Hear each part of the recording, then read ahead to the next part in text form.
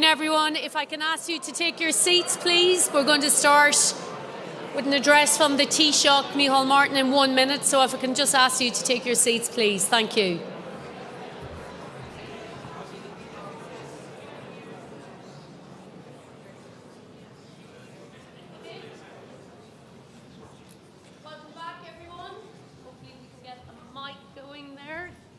Welcome back, everyone. Thank you for your engagement throughout the morning. I think you'll agree that was an amazing programme of discussions. More to come this afternoon as we talk sports, values and much, much more. But to kickstart us into the afternoon, it is my pleasure and privilege to introduce you to Taoiseach Micheál Martin. Please give him a warm round of applause. Thank you.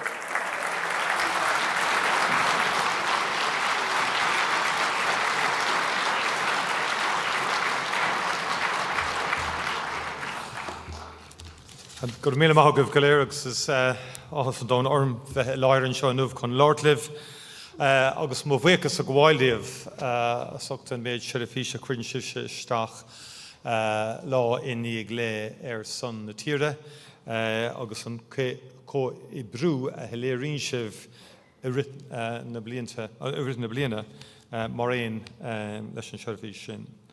Delighted to be here this afternoon for the Global Ireland Summit and to see so many leaders drawn from every section of our society gathered together to discuss our country's place in the world. And there's no denying that we gather at a particularly challenging and uncertain time for our world. The change we are experiencing is unprecedented, both in terms of pace as well as impact. The aim today is to explore Ireland's place in this rapidly changing world and how we can position ourselves so that we can influence it positively and in line with our national interests and with our values. The last time I spoke to this gathering as Taoiseach was in 2022. It was just over 1 year since the United Kingdom officially left the European Union. We were emerging from the COVID pandemic, you can remember that, and the world was grappling with the consequences of Russia's brutal full-scale invasion of Ukraine only 2 months previously. At that time, we were also 4 years into the implementation of the government's Global Ireland Strategy of 2025. As we come to the conclusion of this strategy, it is a good moment to evaluate its impact and to ask, did we achieve what we set out to do? Is Ireland better placed today to deal with the global turbulence of the last number of years? A full review of this Global Ireland Strategy will be published later in the year, in which we will seek to answer more fully these questions. But today, I would like to highlight some key results to date. In examining these, I want to reflect on the international context and the challenges and opportunities facing us as we look to the next chapter in our Global Ireland initiative and ambition. I want to initiate a collective reflection of what that next chapter should be as we look beyond the 2025 strategy and begin work on a new strategy as committed to in the Programme for Government Securing Ireland's Future, agreed in January. In 2018, with the adoption of the Global Ireland Strategy of 2025, we set the ambitious goal of doubling the scope and impact of Ireland's global footprint in that period. The strategy set a range of interrelated and mutually reinforcing objectives and targets in order to achieve this aim. Its very ambitious programme required an all-of-government approach. Its success also depended on working with key stakeholders, many of whom are in this room today. Overall, looking back on the work we have all done over the last 6 years, I think it's fair to say that we can be positive about what has been achieved. We have significantly expanded Ireland's global footprint. Over the lifetime of the strategy, Ireland has opened 22 new missions around the world, with 5 more announced and due to open next year, exceeding our target. This diplomatic expansion has been complemented by additional state agency presence in 21 locations, 8 new Enterprise Ireland offices, 10 new IDA Ireland offices, and 1 new office each for Bord Bia, Screen Ireland, and Tourism Ireland. Resources at strategic locations such as New York, London, Paris, Berlin, Brussels, and Washington, D.C. have been strengthened and deepened. Significant progress has been made on rolling out the Ireland House model in new missions and strategically important markets. 4 Ireland houses were recently delivered in Shanghai, Singapore, Stockholm and New York. 7 more are either in construction or in planning, with our flagship Ireland House in Tokyo just completed. And these Ireland houses, and it's important that every state agency participates fully in this concept, because they offer a very tangible demonstration of the whole of government approach, of a Team Ireland approach, a one-stop shop for all parts of the Irish governmental system, maximising impact in host countries and value for Irish taxpayers at home. Irish arts centres have also been established or received substantial new investment, including in New York, Paris and London, and expanding our capabilities to promote Irish culture around the world. This expanded global footprint has strengthened Ireland's bilateral relations and partnerships, which have proved vital in helping Ireland to effectively navigate an increasingly challenging geopolitical and international trading environment. The strategy has delivered 6 whole-of-government action plans for strategically important regions of the world: the US and Canada, Africa, Latin America and the Caribbean, the Nordic-Baltic region, Asia-Pacific and the Middle East and North Africa. In addition, the government adopted 2 country-specific strategies, Germany and France. These 2 strategies led for the first time to jointly agreed plans of action, further enhancing our relationships with 2 key European Union partners. A core objective of the Global Ireland Strategy is to promote Ireland's values and interests in a dynamic geopolitical environment. A major deliverable was a successful campaign for a seat on the UN Security Council, which saw Ireland serve as a rotating member in 2021-2022. And throughout our membership, Ireland was an inclusive, ambitious and responsive member, and we were true to our values. At the centre of this work was our commitment to the rules-based international order, which is essential for small states like Ireland to thrive and to prosper. Our multilateral engagement also provides the best optimal conditions to realise Ireland's overseas priorities. For example, since 2018, official development assistance across government has increased significantly from 791 million to about 2.6 billion in 2023.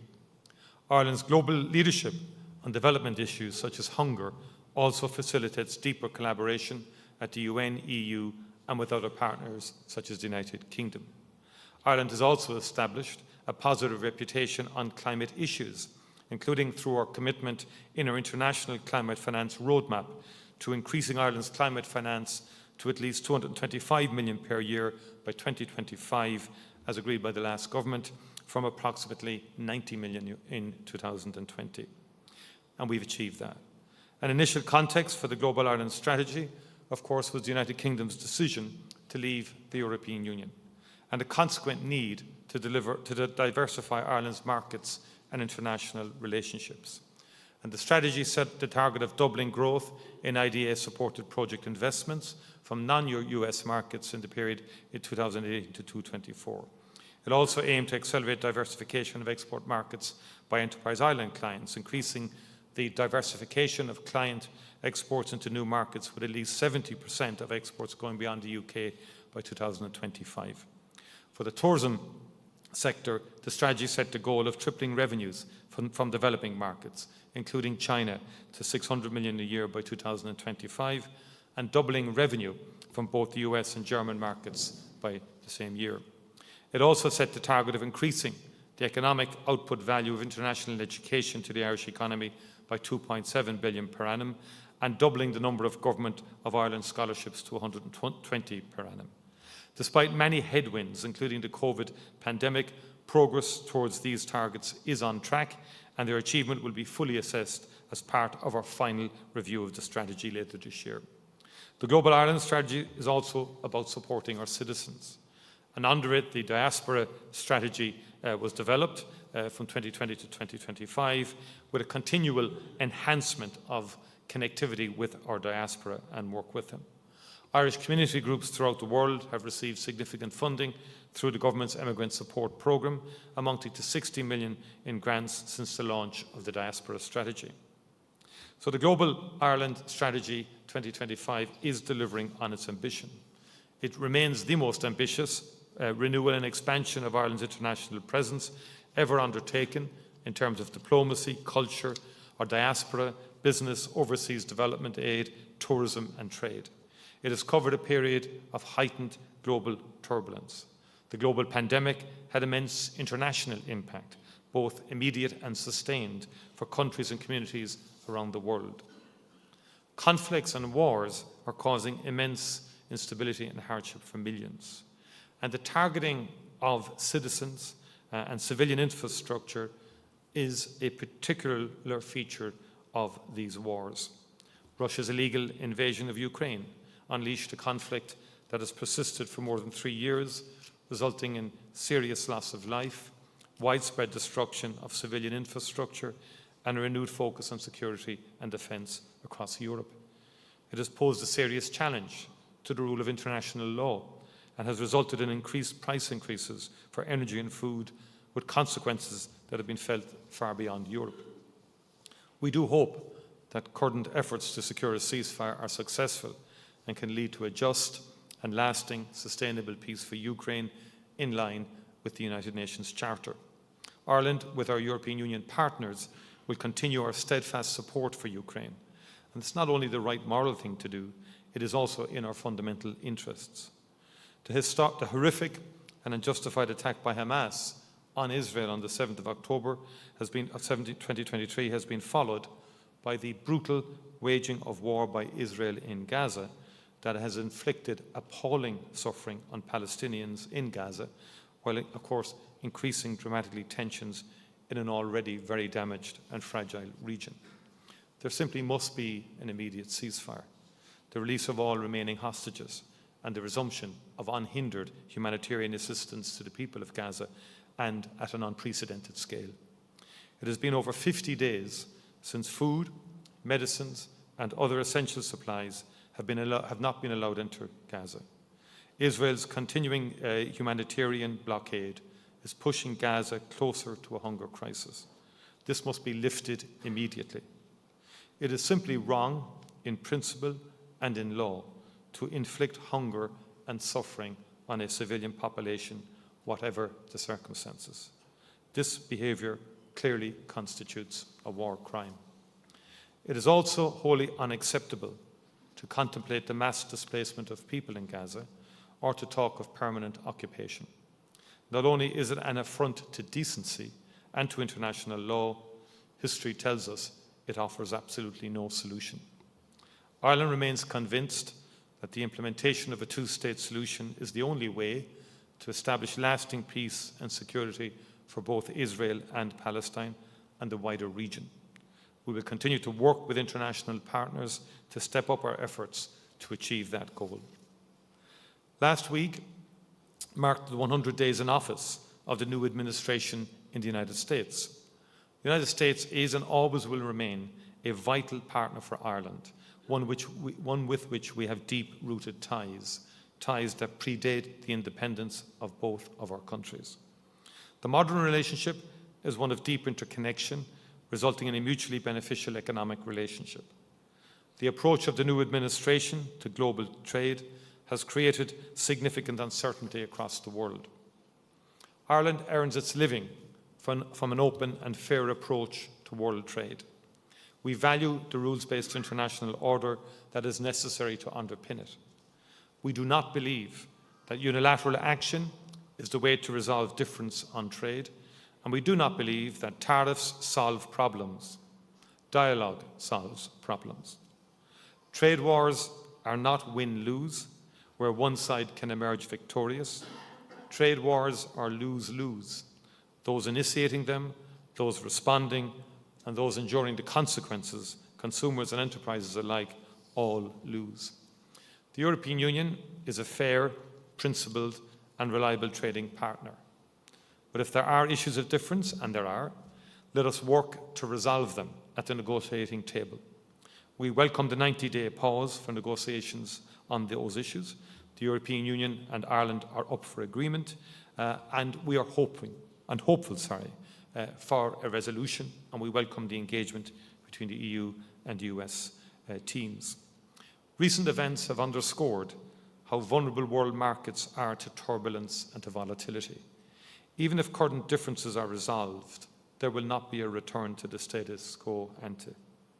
While Ireland has benefited from a more open and globalised world, we will have to adjust to the more uncertain world in which we now find ourselves. We will continue to advocate for an ambitious world trade agenda. We believe trade not only brings economic benefits, it helps lift people and countries out of poverty, and it contributes to a more stable and predictable world. But we will also work with partners to support a more self-reliant European Union. In today's world, we agree that the European Union needs to take more responsibility for its own welfare and prosperity, improving its competitiveness and driving a meaningful programme of regulatory reform and simplification, but also doing more to ensure its own security and that of its citizens. Ireland is and will remain military neutral. But we will also need to play an active part in the conversation about how we can better counter new threats we face together. Geography no longer offers the same protection in a world where cyber and hybrid attacks can strike our infrastructure, our democratic institutions, or the undersea cables on which our modern interconnected world relies. And this is time to cooperate more closely with like-minded partners who share our interests and our values. I'm very pleased that our relationship with the United Kingdom, our nearest neighbour, is on a very positive trajectory. And I welcome the deep personal commitment that Prime Minister Starmer has brought to the task, as reflected in a very successful summit in the springtime. I very much look forward to the first European Union-United Kingdom summit since Brexit that will take place on the 19th of May. And we hope it will result in a positive outcome and future programme of work.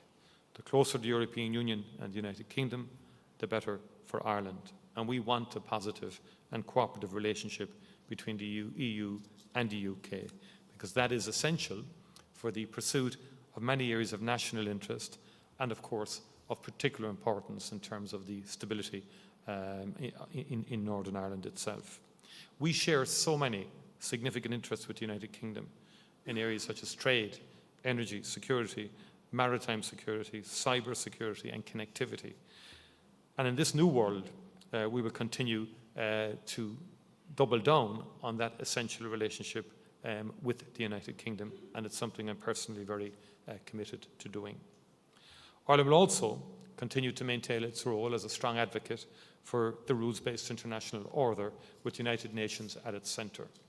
We are committed to sustainable development, climate justice and international law, and have set out our firm belief that the global community will only be able to rise to the challenges the world faces if it acts in concert. That said, though, there's no sugarcoating it. With more aggression in relations between large world powers, with a more assertive approach from countries like China and India, the institutions that have helped underpin global political security and financial security in recent decades are under real pressure. These changing global dynamics will continue to have significant consequences for Ireland and our place in the world in coming years. I believe we are better equipped to weather the storms of recent years because of the investments we have made under the Global Ireland Strategy, doubling down on our commitment to international cooperation, strengthening our partnerships and growing our global footprint. A strong and more diversified presence in the world has helped us to pursue and protect our interests and promote our values in difficult times. The strategy is now in its final year, and it is time to consider what comes next. In the programme for government, we have committed ourselves to a new strategy to cover the period to 2040 that will outline an overarching master plan for further enhancing our place and influence in international affairs, including ever deeper relations with our European Union partners. Having such a strategy is essential to protect our interests and our people into the future. At a time when some are turning in on themselves, in many ways a natural human reaction to the great sea of challenges we have, Ireland will continue to engage and to look outwards as the best way to protect ourselves. It is an approach that has served us well and that has helped us to find and secure our place in the world. We have always been a global people, and we have become a global Ireland. whether seen through our unbroken service to UN peacekeeping, through the 4 times we have served with distinction as a non-permanent member of the UN Security Council, through the work of Irish Aid and our outstanding NGOs who have worked tirelessly to support sustainable development and to protect the world's most vulnerable people. They are a source of real pride for the entire nation. It is demonstrated also by our economy, which is one of the most open and globalised in the world, drawing strength from its absolute adherence to rule of law and reliability.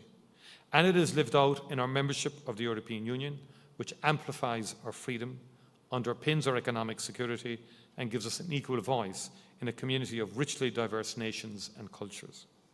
Now more than ever is a time to stand firm on our values and stay true to our beliefs. In shaping the new Global Ireland strategy to take us to 2040, we will continue to be ambitious and outward-looking. We will continue to implement and enhance whole-of-government strategies covering Latin America, Asia Pacific, including China, US, Canada and Africa. We will continue to develop Ireland's presence around the world with the expansion of the successful Team Ireland and Ireland House concepts. We will also develop a strategy to map, support and tell the story of Irish investment overseas. We will develop a new diaspora strategy to ensure that the new generation and profile of emigrants finds voice and representation, and that we continue to build as well as to sustain our connections with Irish people throughout the world. We will continue to work actively to preserve, strengthen and deepen the European Union, including through a properly resourced and effective Irish presidency of the European Union in the second half of 2026. And we will continue to work to strengthen our political, cultural, economic and trade relationship with the United States at all levels. Even if others step back, Ireland will continue to engage. I invite everyone in this room to make your contribution to help shape the next chapter in the Global Ireland ambition, and to succeed, we need your active participation. I thank you for coming today. I thank you for your continued work and your continued support, and we look forward to continuing to engage and cooperate with you in the months and the years ahead. Go raibh míle maith agah galéir agus go nairóig an tálaimh. Taoiseach, thank you so much for that. We really appreciate it. And a very clear call to action to everyone here in this room at the end. A reminder that diplomacy, conversations, dialogue is what solves problems as Global Ireland goes about its business. And just fascinating to hear lots of data points there on the progress of that data and footprint for Global Ireland. So with that, we're headed into our third theme of the day. This one I'm fascinated about, which is the whole idea of sports diplomacy and a sports diplomacy strategy. We're going to have a panel here shortly with the brilliant broadcaster and journalist Marie Crowe. But first, to scene set and tell you a little bit more about sports diplomacy and what that strategy looks like, please give a warm round of applause to the Minister of State with responsibility for sports and postal policy, Charlie McConlough. Give it up for him. Thank you.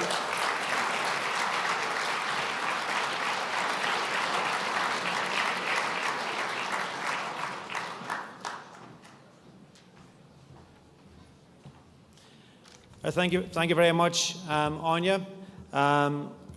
Ministers, Oireachtas members, Excellencies, distinguished guests, I'm really delighted to be here with you today in Dublin Castle and advance and to launch our discussion on sports diplomacy towards a new strategy for Ireland. Because I think we all know and all agree the wonderful potential that sport has to bring people together internationally and to have a real impact in relation to diplomacy and for our country. Ireland has an amazing heritage, and this is particularly demonstrated by our traditional Gaelic games, of course, and I know we've all been proud to see the continued growth in Gaelic games abroad, both within our diaspora and indeed also within other communities. And it's truly a great demonstration of the power of Irish culture and of sport as part of our culture. Ireland, of course, will hold the EU presidency during the second half of 2026. And we will focus on the value and opportunities of traditional and indigenous sports as a key theme during our presidency. We will also focus on the capacity of sport to promote and achieve inclusion, equality, diversity and mutual respect, which drive and motivate the government's efforts in this area. Alongside this, sport is a key part of our ambition to build a healthy Ireland, and driving participation and development of new and existing sports as a core part of this. In this regard, Government is keen to ensure that we capitalise on major sporting events to deliver benefits to the communities in which they occur. We will achieve this through appropriate legacy programmes as envisaged under our major international sports events strategy. We will ensure that there is tangible participation legacy from the major international events that Ireland hosts, and that communities across Ireland will benefit from them. And indeed, we have exciting times ahead and real strong opportunities in relation to many of the major events that Ireland will host in the time and short number of years ahead. From the continuation of the College Football Classic, which we'll see again in American Football College Classic, which we'll see again this summer in Dublin, to the first ever hosting of an NFL game in Ireland, to the Ryder Cup in 2027, and indeed the female and male Open Golf Championships over the years ahead, and indeed the 2020 Cricket World Cup. There's wonderful opportunities for all of us to work together to make sure that sport can impact from a diplomatic point of view. And that's why we have, over the last period of time, been putting together and working collectively to develop a sports diplomacy strategy. And in that vein, it's great to have such a strong panel here today, which I know you'll all benefit from. And I look forward to working closely with you in the time ahead to make sure that the opportunities we have, to make sure that our great sporting heritage and the wonderful sporting events we have within the country, and indeed the sporting opportunities we have when our teams travel internationally, are maximised from a diplomatic point of view, and to make sure that Ireland plays its part as strongly as possible on the global stage. So, Gormila Mayagov Golair, thank you for all coming today. Thank you for the wonderful work that all of you are doing collectively on behalf of the country, and I look forward to the panel discussion now this afternoon. Gormila Mayagov Golair. Thank you.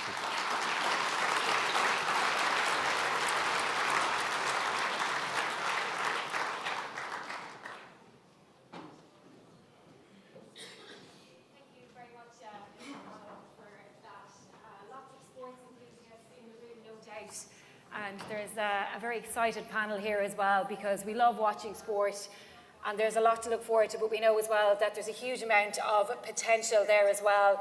And we're going to discuss Ireland's place in the world, but from a sports diplomacy perspective. And I'm delighted that we have the International Sports Diplomacy Framework here in our hands as well. So we're going to discuss some of the points in that. And with that in mind, I would like to call our very esteemed panel to the stage. We have John O'Shea, the Republic of Ireland assistant head coach and former player as well.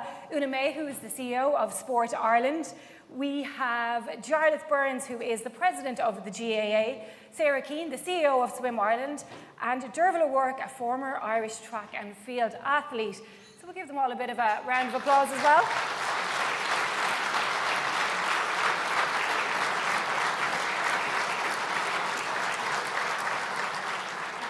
It's great to have so many different aspects of sport represented, from on the field to off the field, the decision makers as well. But we're going to get straight into this international sports diplomacy framework. And there's a strategy here now, there will be a strategy here now. How important is it, do you think, to have a strategic approach to sports diplomacy? Look, it is really very valuable to us. We talked about the preparation for this, and we sort of felt that really it's a given. Sport is so popular, it's on everybody's minds, but having a clear pathway forward as to how we maximise the value and benefit we get from sport outside of the normal benefits we get as individuals is really valuable to us as we go forward. I know you had a bit of a look at this framework as well. Were there key takeaways that you found from it? No, I think it's a great structure, it's a great plan, it maps out all the different possibilities that are available to us, and I think that the Minister spoke about the events that are coming up. These are really important for us, but there's a bit more to it than that, and the strategy the framework touches on that. It touches on the benefits we can get through trade and enterprise and innovation in sport, through the benefits of participation, the knowledge sharing that happens through sport. So there are so many different angles, and I think the framework spells out and creates a good context for all that, and has plans for the future, which is important as well. So we look forward to a full strategy in the future. Absolutely. Derval, from the athlete's perspective, somebody that travelled the world wearing the green and still wearing the green, we like to see that as well. What's your take on having now, and we will in time, have a strategy for sports diplomacy?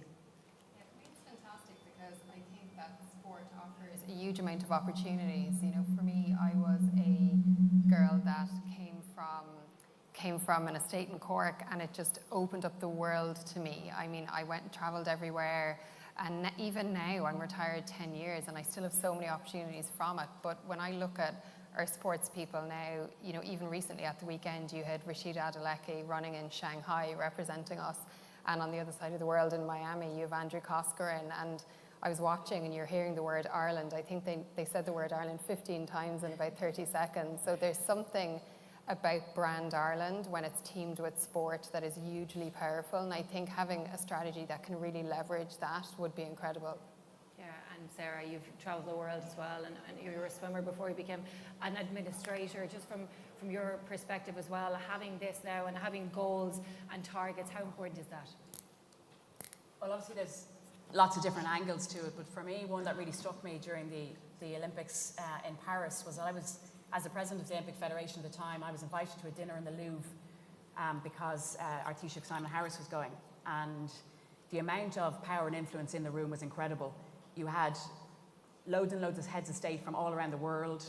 You had Elon Musk was in the room, Christine Lagarde from the IMF was in the room, you had billionaires from India in the room, you just had so much power, wealth and everything else in the room. So from a point of view of the administrators sitting on our European and our world federations, being at these events, we are in a position to have different discussions than athletes might have or than we might have at events that can influence policy, not just from a sporting perspective. It was just incredible to see who is in that room that night and to understand the level of power really around sport and around the world in the room.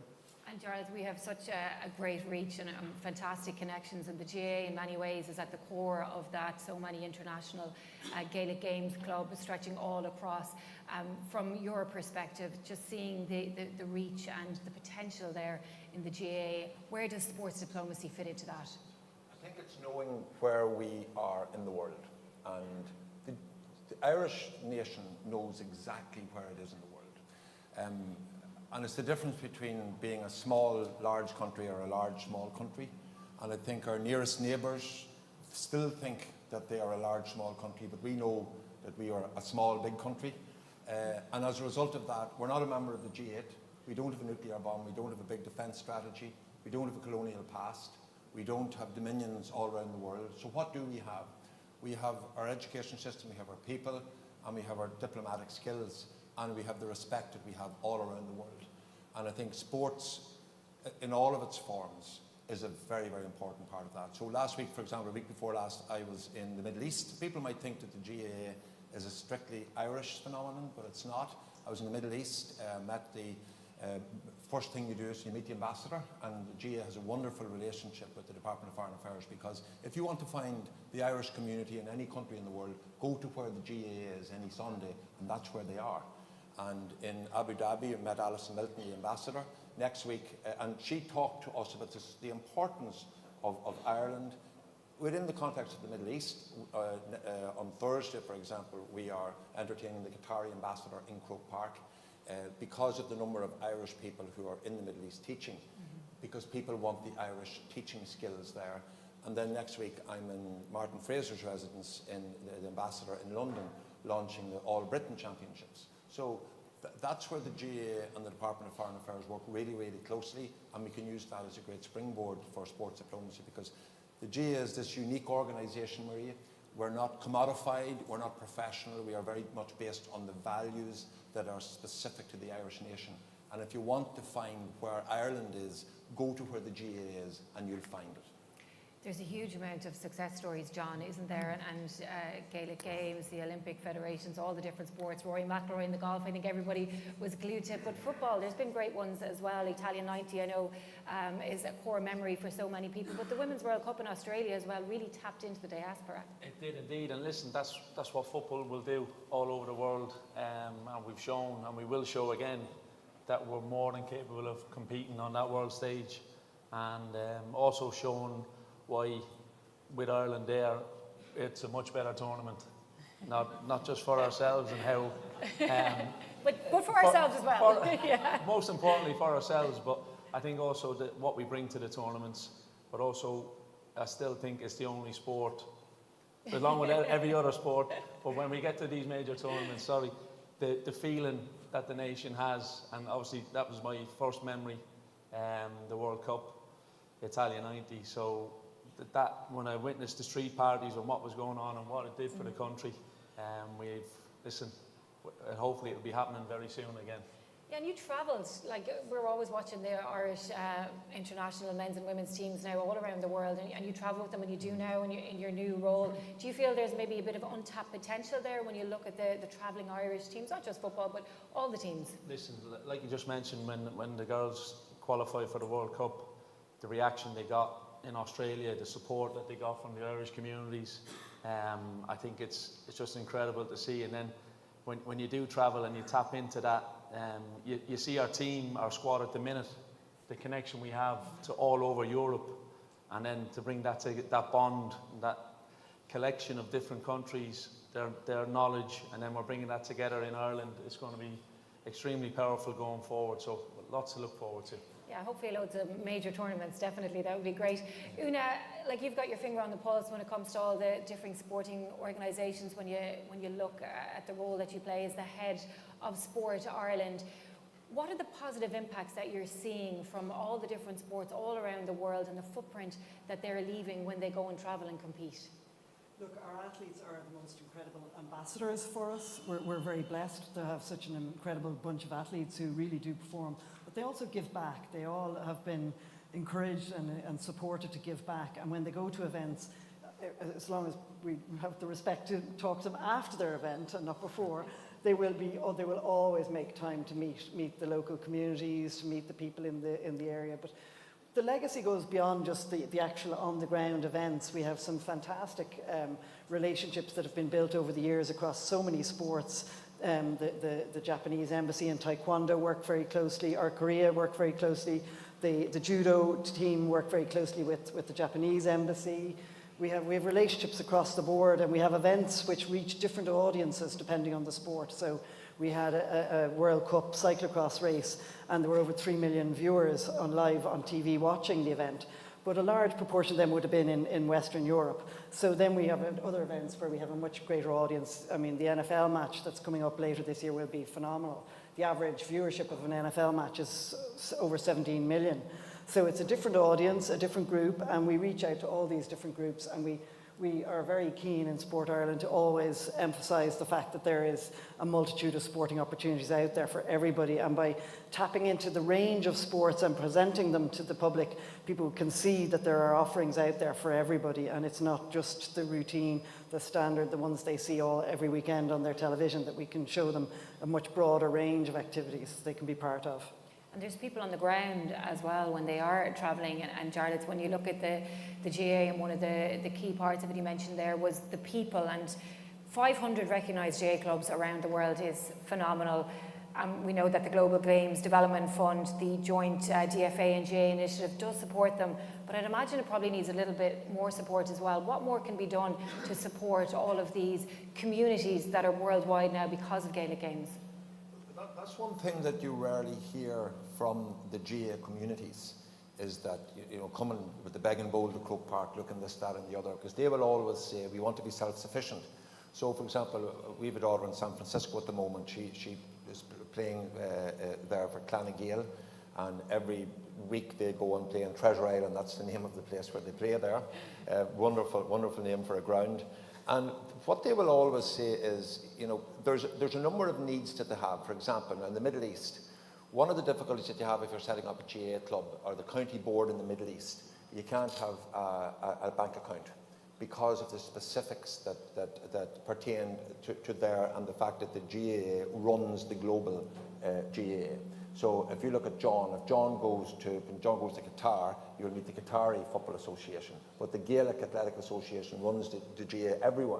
That does mean that all of the power is centralised, which is good, but it also has disadvantages. So we now are in a position where we have a big decision to make in the Middle East, Marie, about whether or not we continue to allow the GA to run Middle East GA, or allow it to become a federation. If it becomes a federation, it means that you have far better access to funding. You're allowed to have your own account, better access, for example, to pitches.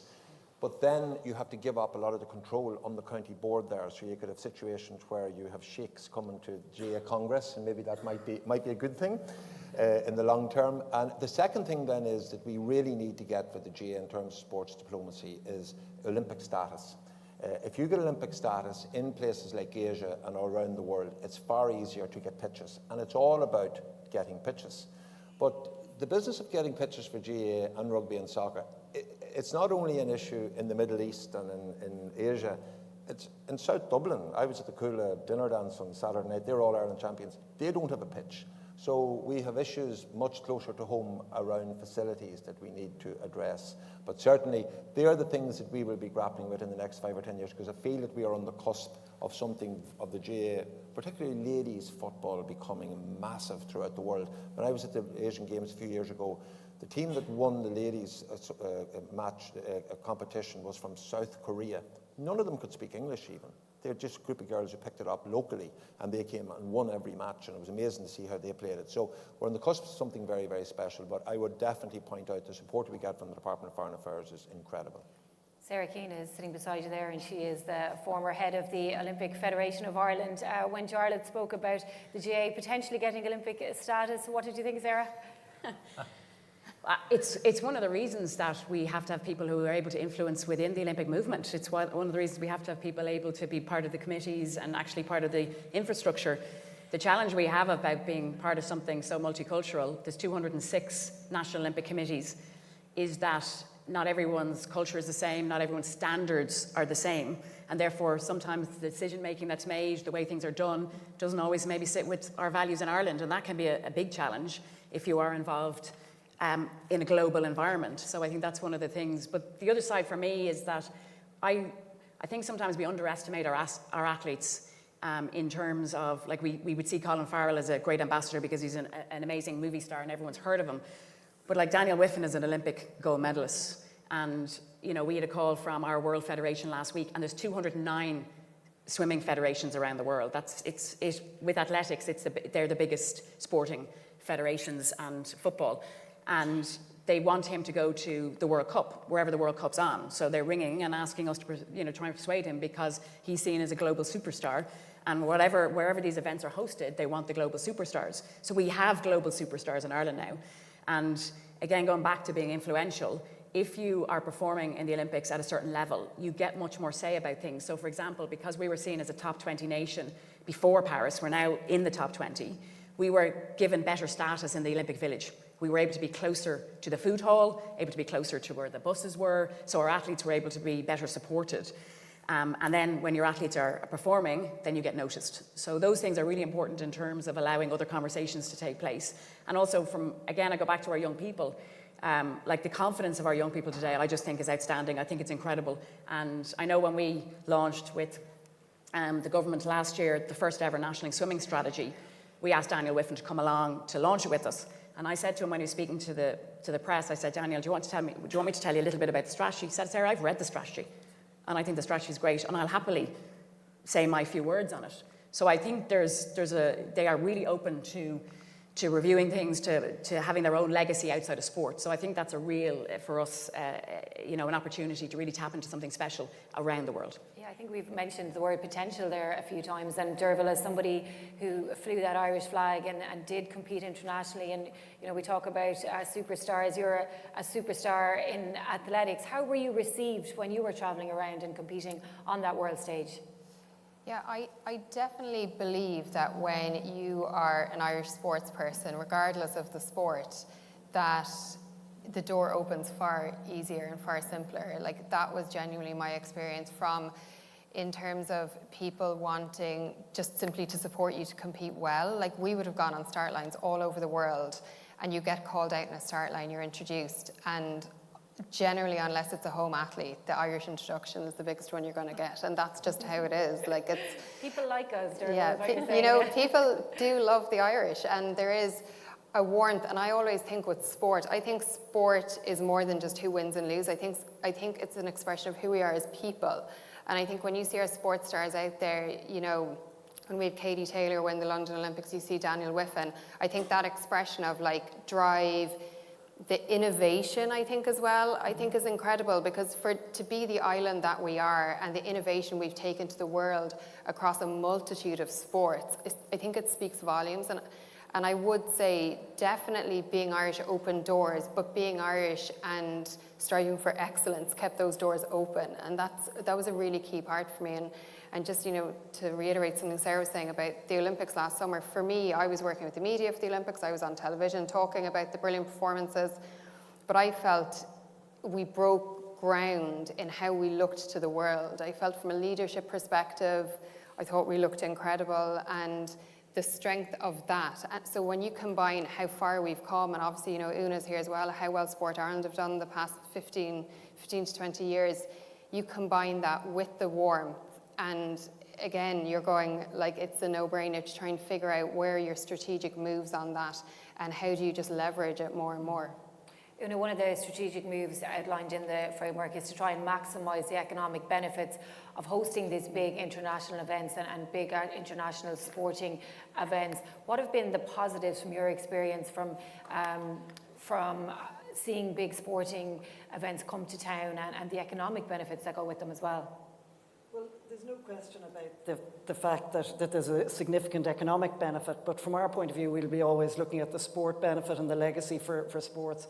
We have a very strong relationship with the government around the plans around the major events in the future, and we've agreed that whenever we have a major event, there will always be a legacy for that particular sport, so that there will be a lasting impression. And I suppose traditionally with major mega events, as they refer to them, the likes of the Olympics, there's been historically a challenge about the risk of building infrastructure for a one-off event. And what we would be always keen to do is target the kind of events that we have the right infrastructure already in place, or that we'll be able to sustain that infrastructure into the future. But the reputation we've built as a major event organiser has been fantastic. We held the European Cross Country Championships here in 2021. The European athletics people are dying to come back.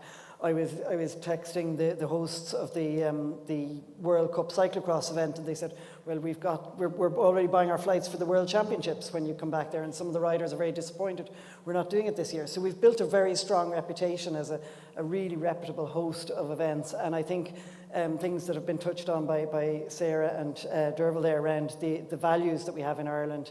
We are recognised for having very strong values. We're very ethical in our approach to sport, and for years, I worked in the past in the area of anti-doping, and we built a very strong reputation. And as a result of that, people can believe in what we do. They trust us, so there's that trust, there's the reputational benefit. We're out there, we're partnering in many European projects, so we share our expertise. We're always willing to share. And for a long time, I suppose, we looked to other countries. Countries are now starting to come to us. We have a lot of visits to our Sport Ireland campus to look to see how we do it here in Ireland, and that's a real reflection of I suppose, the reputation we've built in recent years. Charlotte, we're kind of getting used to these major tournaments now and big events. When we look at the College Classic and the Steelers coming to town, you're opening your doors for them as well. Was that a big decision? It was, and that's come after 3 or 4 years of negotiations with the Steelers. Last year, myself and Peter McKenna went over to Pittsburgh, and we spent a week with the Steelers, and we spent a week with their owners. They come back over here again, and that is going to be worth 270 million to the Irish economy, that one match. And I think, Minister McConaughey spoke about the legacy of participation coming from that. Any sport that you see, Leinster Rugby plays some of their big games in Croke Park. We've seen Republic of Ireland playing in Croke Park. We have to look at our stadiums as places where people can congregate to play sport. And we have to move some of that more traditional conservative ideology to one side to become an inclusive association. That's one of our values. But the flip side of that is, so if you look at what happened with regard to the Pittsburgh Steelers coming, we went over to Pittsburgh, we worked very hard with the Pittsburgh Steelers, and then we came and made a proposition to government. The Irish government jumped in on it straight away. They could see the potential benefits, not only financial, but also towards legacy, as the Minister has spoken about, and this is happening. So compare that with the Euros coming to Britain and Northern Ireland. So that's the second single biggest competition in the world, bigger than the second biggest competition only to the World Cup. And Ireland, isn't it? Yeah, and Ireland. Crucial. Yes, and So the British government and the IFA came to the GAA to ask, could Casement Park be used as one of the grounds for that? We said absolutely 100% yes. Now that would be worth 2 billion to the economy, if you think of the last Euros and the carnival that it was. Now imagine Belfast, a place that was renowned for all of the wrong reasons. And now we've got like U2 coming back to play in Sarajevo for their Zoo TV concert after the war was over, to show Sarajevo is now back to being a place where business happens and that tourism can happen again. What a message that would have been. And unfortunately, after that initial optimism, we just saw inertia, we saw hostility, and whenever really every single organ of every state should have been pushing towards that because we were in a race against time, it just petered out. And that's not going to happen. The Euros will not be coming to Belfast now as a result of that. The Irish government pledged 40 million for that. I mean, an amazing act of generosity through the Shared Island Fund. But unfortunately, we didn't see any vision, no understanding of what sports diplomacy is there. So that's why it's so important that you can see round corners, you have a long-term vision to see, you know, Stephen Covey in his book, 7 Habits of Highly Effective People. Habit number 2, begin with the end in mind. So bringing the Euros to Belfast, a formerly war-torn city, beyond having football matches in that stadium, what would it have said about Belfast as a modern, thriving European city able to take a big competition like that? But unfortunately, that's what happens when there's inertia and there isn't initiative and dynamism being shown towards sports diplomacy. I can tell the frustration there, and when you break it down, it did feel like a huge success getting it coming, but I understand as well that there's a missed opportunity from the economic perspective. And John, I know that you were very much on top of the bid, and it does feel like it's a success that we're going to have some of it here in Ireland. Yeah, listen, it will be incredible. I was fortunate to be chosen as an ambassador for the UEFA Europa League final last year. That was obviously held in Dublin. Bayern Leverkusen and the Atlanta fans came over and we showed again how we're able to host these major events. So then to have obviously the Euros being a host nation, it's going to be incredible. And listen, it'll be something that will be cherished for a long, long time. Yeah, and you're the assistant head coach now, so in a few years' time, what could happen? Who knows? Derval, one of the key points as well in this framework is to support international sporting partnerships and cooperation in line with Ireland's values and interests. And something that you said, and it struck me a little bit earlier, when we look at athletics now on the world stage, maybe we've just changed the way that we view how Ireland looks, and for the better as well. How heartening is it to see New Ireland represented in your sport and represented so well? Yeah, it's incredible. I mean, when you look at the Irish team now, the athletics team, and what they do on a truly global stage, at times it would take your breath away. Like when you see Rashida Adeleke on a start line in a 400 metres and you're trying to make deals with whoever your person is to make deals with that she'll get a medal, and the whole country stops to hope for the best for her. But the impact she's had for us globally is phenomenal. Like the amount of people that reach out from other countries and say, hey, you're Irish girl over 400 metres, and there's such a curiosity around her, you know, what's her story, like where has she come from? And you're saying, no, this is a girl from Tala who's got a fascinating story, and she is that New Ireland, and we're very, very incredibly lucky to have her. But then you look across all of the events, and she's not the only one. Like it's an incredibly deep team at the moment, and whether it's Kate O'Connor from, you know, she comes from the north of Ireland and she's in multi-events, and we go into a world championship with chances in such a tough sport. And again, back to that, like they do speak to, I think, who we are as a people. And I think when the relay team, you know, that's another thing, you kind of go, people are stopping you in shops. I think they've really fed into national pride as well, which is really important. And like people were coming up to me in shops telling me what their tactics were for our Irish relay team.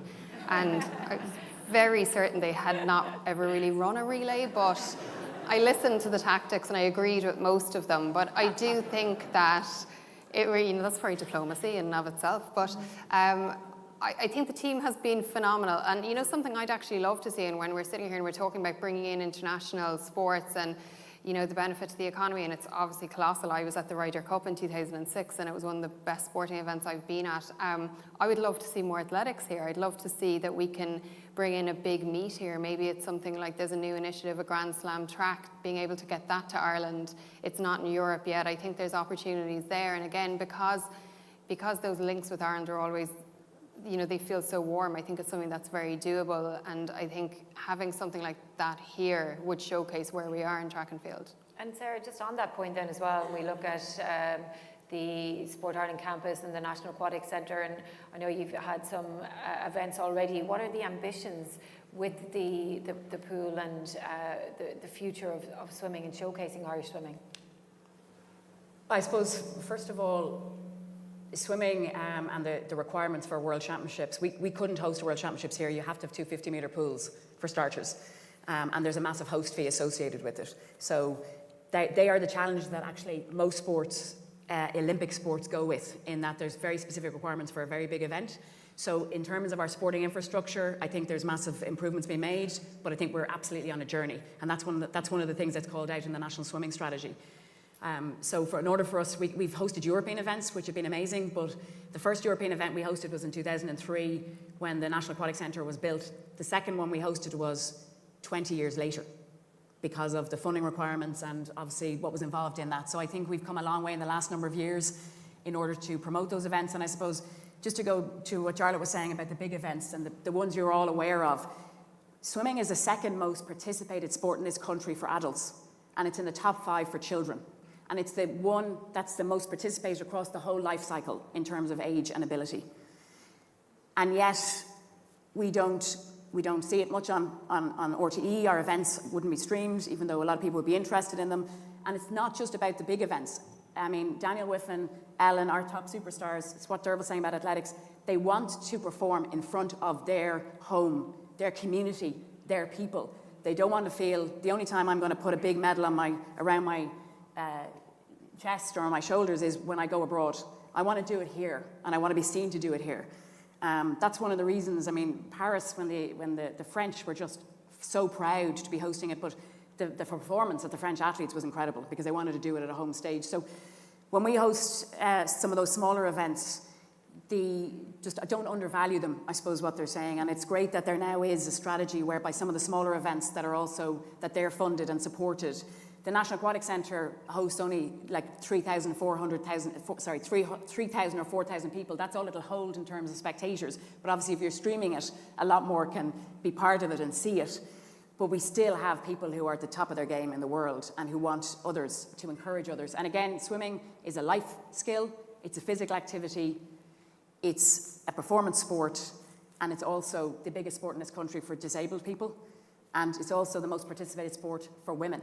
So again, if we're talking about inclusion, and that goes across a lot of the Olympic sports, we're trying to find something for everybody. And therefore, we need to showcase those smaller events as well as the bigger sports, bigger events. And I think it's great that we have a strategy that's now looking at both. Mm-hmm.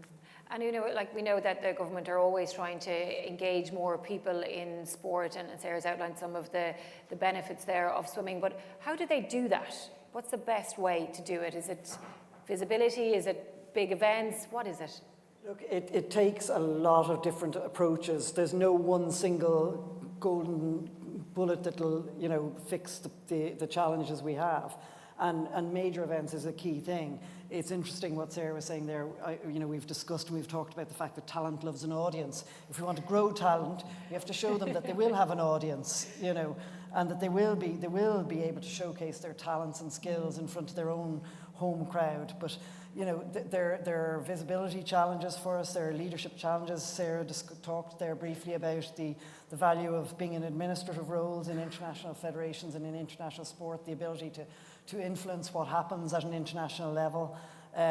We also have the values around, you know, ensuring that we have suitable coaches, and so for example for teenage girls, they in many cases would prefer to be coached by a woman, so we'll do work around that. So we're always looking to find out what are the barriers and what are the challenges for any individual, and we try and capture the best case scenarios. We have real challenges, and Sarah has alluded to the fact that swimming is so popular across the age span. For us, we're always mindful of the fact that some of our really, really big sports are targeting our younger people, and our population is aging. So we need to be very cognizant of the fact that we have a population shift that's coming down the tracks, and we need to be ready for that. We need to be providing amenities for them, supports, programs, initiatives, as well as the infrastructure. So there's a whole load of different approaches to it. But when it comes to the whole area of sports diplomacy, we have a lot of opportunities because we can, I suppose, reach the audiences that we may not otherwise be reaching.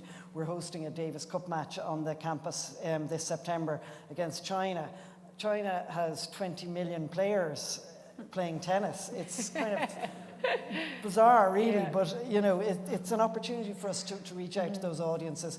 We're working on the development of a cricket stadium, hopefully in time for the World Cup in 2030. But we have an absolutely enormous population in Ireland, a new population, new communities that Derval mentioned, and we want to be able to provide opportunities for them to take part in the activities that are familiar to them and that they are comfortable with, and that they will share their legacy with us and with our new communities across the board when the time comes. So the opportunities are multiple, really, when it comes to developing. It's true, the goal might be sports diplomacy, but the knock-on benefits are enormous for sport in Ireland and for our population. Yeah, and John, football is one of those ones that can be tapped into big time as well, and we can't underestimate the pride of having that home championships. But when it comes to the new people that have come to this country, and football is almost a global language, isn't it? Yeah, without a doubt, and it helps so many.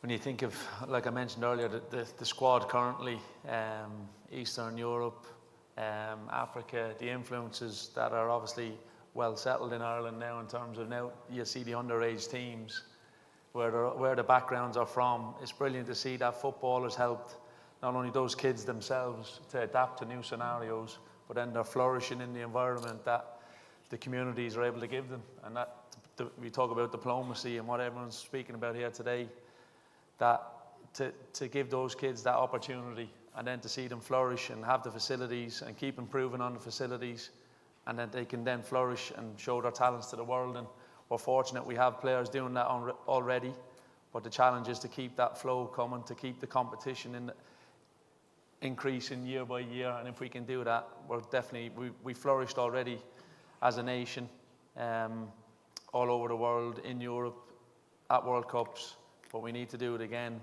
And the more we can improve our own facilities to help our own generations, the next generations to come, to help them, it'll be a key for our success going forward. Yeah, it's all about inspiration, isn't it? And looking to the heroes, and you were one for so many for so long. Jarlath, the GAA plays that same role as well, and in particular when you look at the World Games and the amount of people who partake who don't have that traditional Irish background and just love the games. Yeah, but one of the areas we've struggled, Murray, is in getting the new Irish to play Gaelic games. Soccer and rugby are lucky in the sense that they are genuinely global games. Particularly soccer, when young people come in, it's very easy for them to pick that up. We actually, 4 years ago, changed our coaching disbursement of funds strategy. So whenever counties get money now, it's 80% funding for coaching and 20% funding for initiatives. And most of the initiatives that we have had in all of our counties has been to try and get our immigrant population to take up Gaelic games, because that really assimilates them into the community. We've only had very modest success at doing it. And maybe the next generation, we might succeed better whenever they become more embedded in Irish society, but that's definitely a challenge for us. But just, following on from what you were saying, Sarah, about funding, one of the things, if we were to make a proposal or a resolution or a comment on where we are at the moment with current policy, there is a desire in countries outside of Ireland to invest in Ireland and to invest in sport in Ireland. And we saw that whenever the immigrant investment programme came in, where you were offering, residency for funding various sporting activities. And we in the GAA, and I know Swim Ireland, really benefited from it. Now, so St. Conleth's Park, for example, in Newbridge, would not have been built if it wasn't for it. We're building a new stadium in Louth and Duffer, Louth and Dundalk. That would not be able to start if it wasn't for it. Monaghan are building a centre of excellence. Again, there's 4 or 5 million from that going in. Now, for good reasons, I'm not going to condemn anybody here, the Department of Justice stopped it. And we are very keen in the GAA, along with the FAI and the IRFU, to start that up again in a much more controlled way, because we understand fully the reasons why the Department of Justice has stopped it. But there is incredible scope for starting that up again. We have a lot of money to spend. Semple Stadium needs 10 million spent on it. Now, you think of 10 million, what could you make for 10 million? You could possibly a 50-metre pool.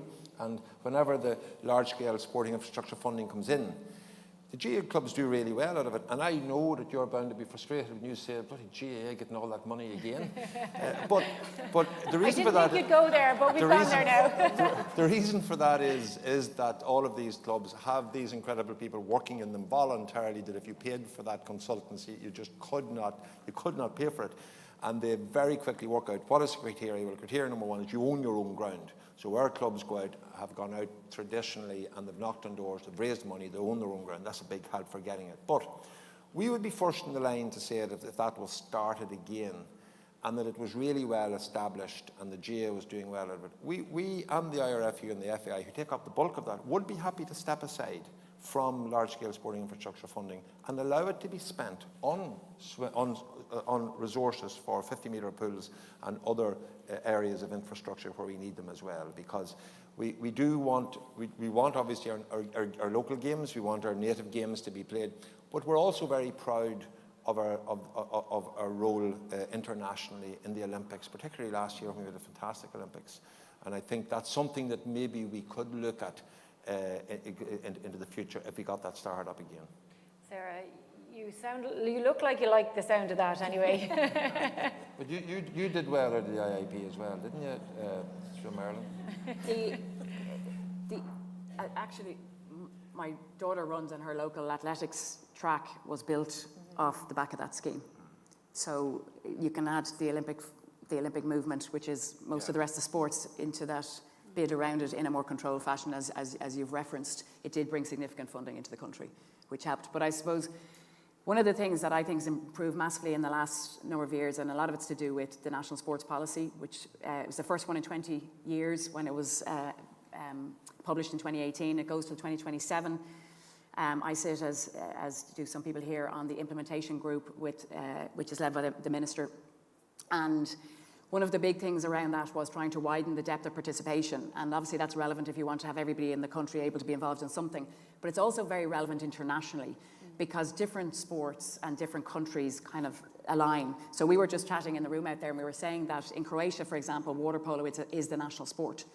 And it's massive, and everybody's doing it. They have goals in the sea where just kids throw a ball around. It's absolutely massive. So from that perspective, if we're looking to have a relationship with Croatia, understanding what their national sport is, and maybe being, have some of our ambassadors in the sport, because we play a bit of water polo here, being able to engage or showing that kind of mutual respect, I think is a really important piece. And the other piece, and it's picking up what Derval and almost everybody else has said, is that I went on a swimming scholarship to the United States at 19, and I'd never ever seen a person of colour before I went, right? In this country, I'd never seen a person of colour at 19. That was my first, and at the time where I was, Ohio was 60% black. And at the time there was additional supports to support integration, right? So it was a real learning for me. But if we also want to show that this country has moved on and that we are, we are the new Ireland, and we have certain values, and we are a progressive nation, and we want to collaborate and work with others, then we have to show that that's what our nation is. And in order to do that, then we have to, well, in my opinion, having bigger teams demonstrating what Ireland looks like now across both the team sports and the individual sports is a really important part of our kind of global footprint. We're going to be looking ahead to some huge sporting events, and Derval no more than what's going to be coming down the track in LA in 2028. From the sports diplomacy perspective, what do you think can be done to capitalise on the way that people look at Ireland? Well, I think from a diaspora perspective, that Irish-American community, that's so incredibly big. And I think finding ways to, and obviously, the GAA is so rooted outside of Ireland. And you're right, anywhere you want to find Irish in America, find what's going on in the GAA and you'll find them. So I think from LA, I think that will be really important, I think, for Team Ireland. I also think these strategic partnerships, and again, you're talking about figuring out how can we tie in between Ireland and America. I was in Atlanta recently and I did a bit of coaching with the high school team, And the facilities and the setup would absolutely blow your mind. And this is high school, but one thing I will tell you is the talent level here is better than what I was, and I don't mean that in a very Irish competitive way. I mean, the reality was the talent I deal with here. So where are those tie-ins? Where are those strategic partnerships? Engage the diaspora. And then I think the final thing I think is just long-term ties and the legacy. Whatever you're building for LA with our brilliant Team Ireland who represent us so well, who look so brilliant, who are so well educated, who are so talented and hardworking, what's the legacy long-term? That's mainly what I would think about LA. And for you, Una, as well, is there more that can be done to connect these ecosystems, to bring our talent, to showcase Irish sport at a whole new level going forward? There is, and I suppose just talking about the diaspora, I was just thinking about the fact that we published some research recently, and the outcome of the research is that 2/3 of the Irish population are engaged with sport in some way or other. 2/3 of the population, there's nothing else that engages that much of the population, and every one of those people has somebody somewhere else in the world. It's our history. We've spread our wings, and we have connections across the world, and we need to tap into those, and we have an opportunity through sport. So look, that's the key thing from my point of view, is we maximise the benefits that we can get from the family that we have. We all have the Irish family is a big family, really. And John, for you, looking to the future, besides managing Ireland to a World Cup or a Euro Championship, what would you like to see for football and for sport in this country? No, just to continue, obviously, the growth of the League of Ireland, that support, that structure, but also then the diplomacy, listening to everyone here, encouraging all sports, but also obviously my focus will be on the football side of it, but just to encourage the participation, to encourage the volunteers that do incredible work, to keep going, to keep that support going, but also to improve on it. Can we push people to be better at the coaching, improve the facilities, but also don't lose that touch of the volunteers, because they were precious for me growing up, and volunteers gave me the opportunity to show on the world stage what I was capable of doing. So I think that would be a key aspect too.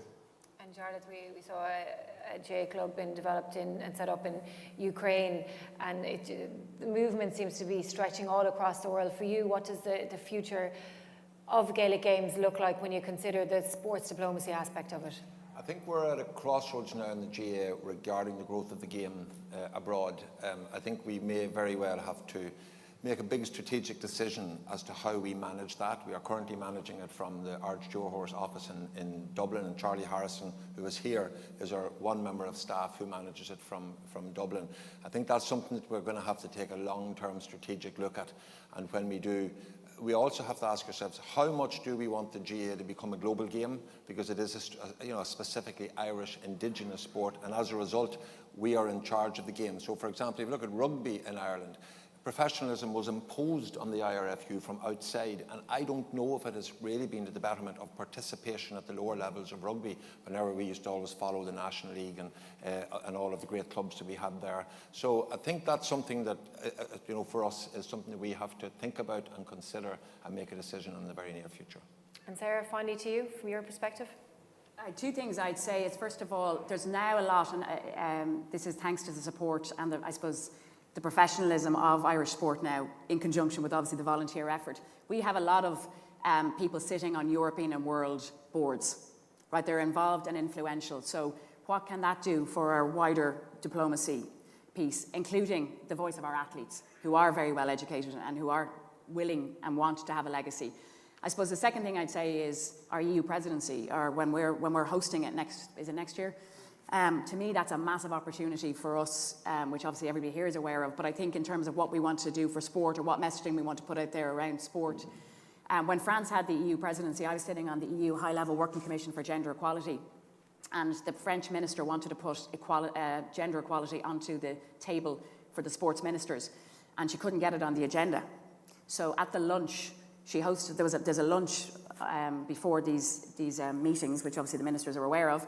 And probably because I'm a native English speaker, I was asked to speak for 5 minutes on gender equality while all the ministers are at lunch. And then every minister had to speak for 2 minutes about gender equality in their country. and kind of had to be responsible for that. I just thought that was amazing. I was putting something on the agenda. She couldn't get it on the agenda a certain way, wanted to put on the agenda. It was important from her perspective and from France's perspective. So I just think, what does Ireland want to put on the agenda next year from a sporting perspective? Because we'd all be delighted to help and support in that way when we host the EU presidency. Okay, well, the right people are listening to you guys anyway, so that's a very good starting point. I know we can pass around a microphone if anyone has any questions, or they can send them in on Slido. Is there anybody on the floor that would like to ask any of our learned panellists anything? Oh, we have somebody over here.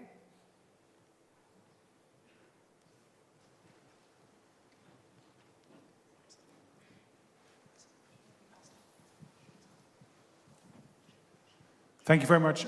Robert Hull, I'm our Consul General in Austin in Texas. And thank you to the panel for a really fascinating discussion, so much there. It's really great to see this framework in place. There's an awful lot that's going on already in the US across our different missions in this area of sports diplomacy. And hopefully this will be a way to connect further our missions in the field and our different sporting bodies. And I can certainly say, overseas, there's so much pride amongst our community at the success of our teams, at the success of our athletes, and being based in a region that will have 3 cities that hosts the Men's Soccer World Cup in 2026, a huge amount of confidence that Ireland's going to be there as well. My question to the panel just picks up on this conversation about diaspora that was there at the end of the discussion. And we talk a lot about the changing nature of our diaspora, and in Texas we've a lot of young Irish families that have moved out because of work, bringing their children from Ireland or raising children there, and putting a lot of their kids through sports programs because of the opportunities that sports gives you into kind of college and university education. And I think there's a lot of interest amongst that diaspora community to know about the high performance programs that exist back in Ireland. What are the pathways into sport for their children? Because really what they know at the moment is the US pathway. And they spend a lot of summertime in Ireland, or they would have hopes to return. And just other things that we can better promote or direct people to in order to direct a new generation of Irish athletes into the right programs for them. Una, do you want to take that one? Yeah, I mean, I would say that's, it is a common theme that runs through the review we carried out. Every 4 years we carry out a review after the Olympic Games, and we have identified pathways as one of the really important things we need to put more effort into, and we've more work to do in this area. We've built the infrastructure for sport, we've built the governance structures, and we've built the overall kind of context in which sport can take place, and it has been very, very successful, obviously. Now the next stage is we've built a strong community in sport. The next stage is to see them put in place the appropriate pathways that we can then share, and we can embrace all of our athletes wherever they may be based.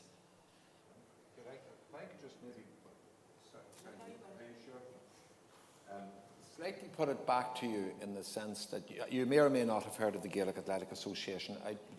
I'm not too sure if you have or not, but we are a volunteer organisation with an amateur status, which is one of our values, that spent 44 million last year preparing our county teams.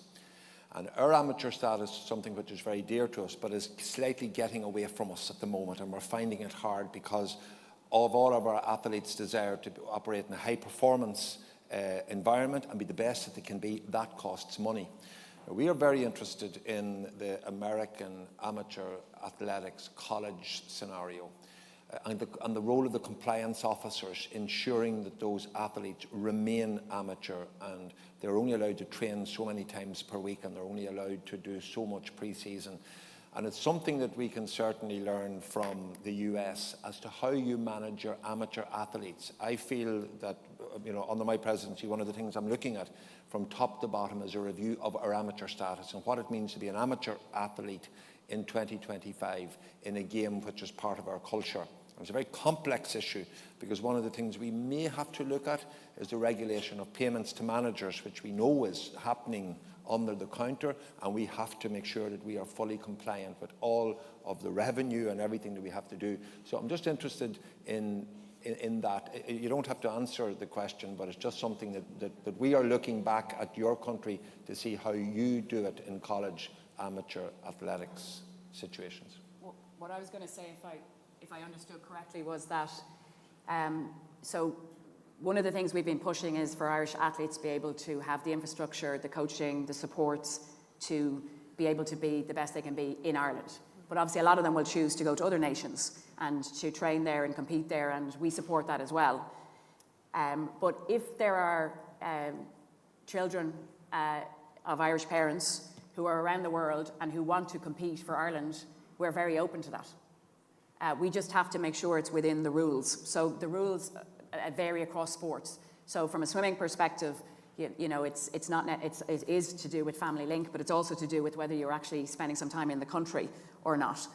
So the rules can change across different sports, but we can absolutely provide that information because again, that's linking in with families and the wider community around the world, and it also, from our perspective, can make some of our teams better. So we're very open to that, and we can definitely provide that information. Just it can be a sport by sport basis as to what the rules are. Okay, panel, thank you so much. Derval, Sarah, Jarlath, Una and John, you've been absolutely fantastic. I hope everybody learned a lot, and I keep going back to it, so much potential, so much to offer and so much to look forward to as well. Exciting times coming up. We're going to stay here for just a minute because the Minister for Sport, Patrick O'Donovan, is going to join us on stage for his closing remarks.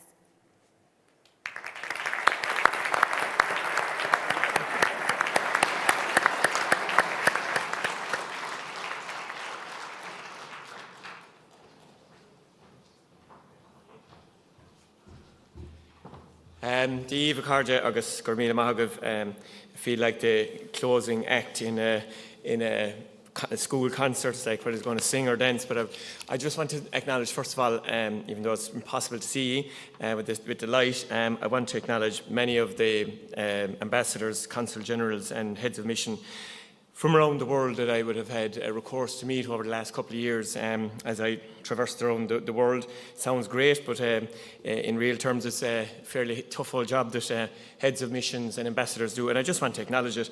I'm literally just back yesterday morning from Tokyo and Osaka, and I want to thank the Irish ambassador to Japan and the heads of missions to the Expo 2025 on what really is a phenomenal job that they've done out there on all of our behalves. And I suppose what I've seen there is something that I know is probably going to be the envy of many of you, which is the Ireland House model, which is the Embassy, the Chancery, Enterprise Ireland, Board BIA, IDA, Tourism Ireland, everybody under the one roof. And it is the single largest investment that the Irish government have made in any overseas mission stroke diplomatic facility since the foundation of the state. It's absolutely magnificent. And it really makes a statement, I think, on behalf of Ireland, but as well as that on behalf of the Irish community.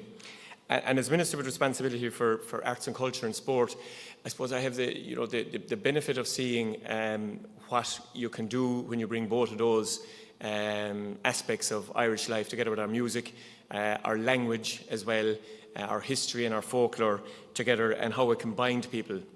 So when I was appointed to the Cabinet with responsibility for arts, culture, media, communications and sport, I have to count them out, you've probably seen it there.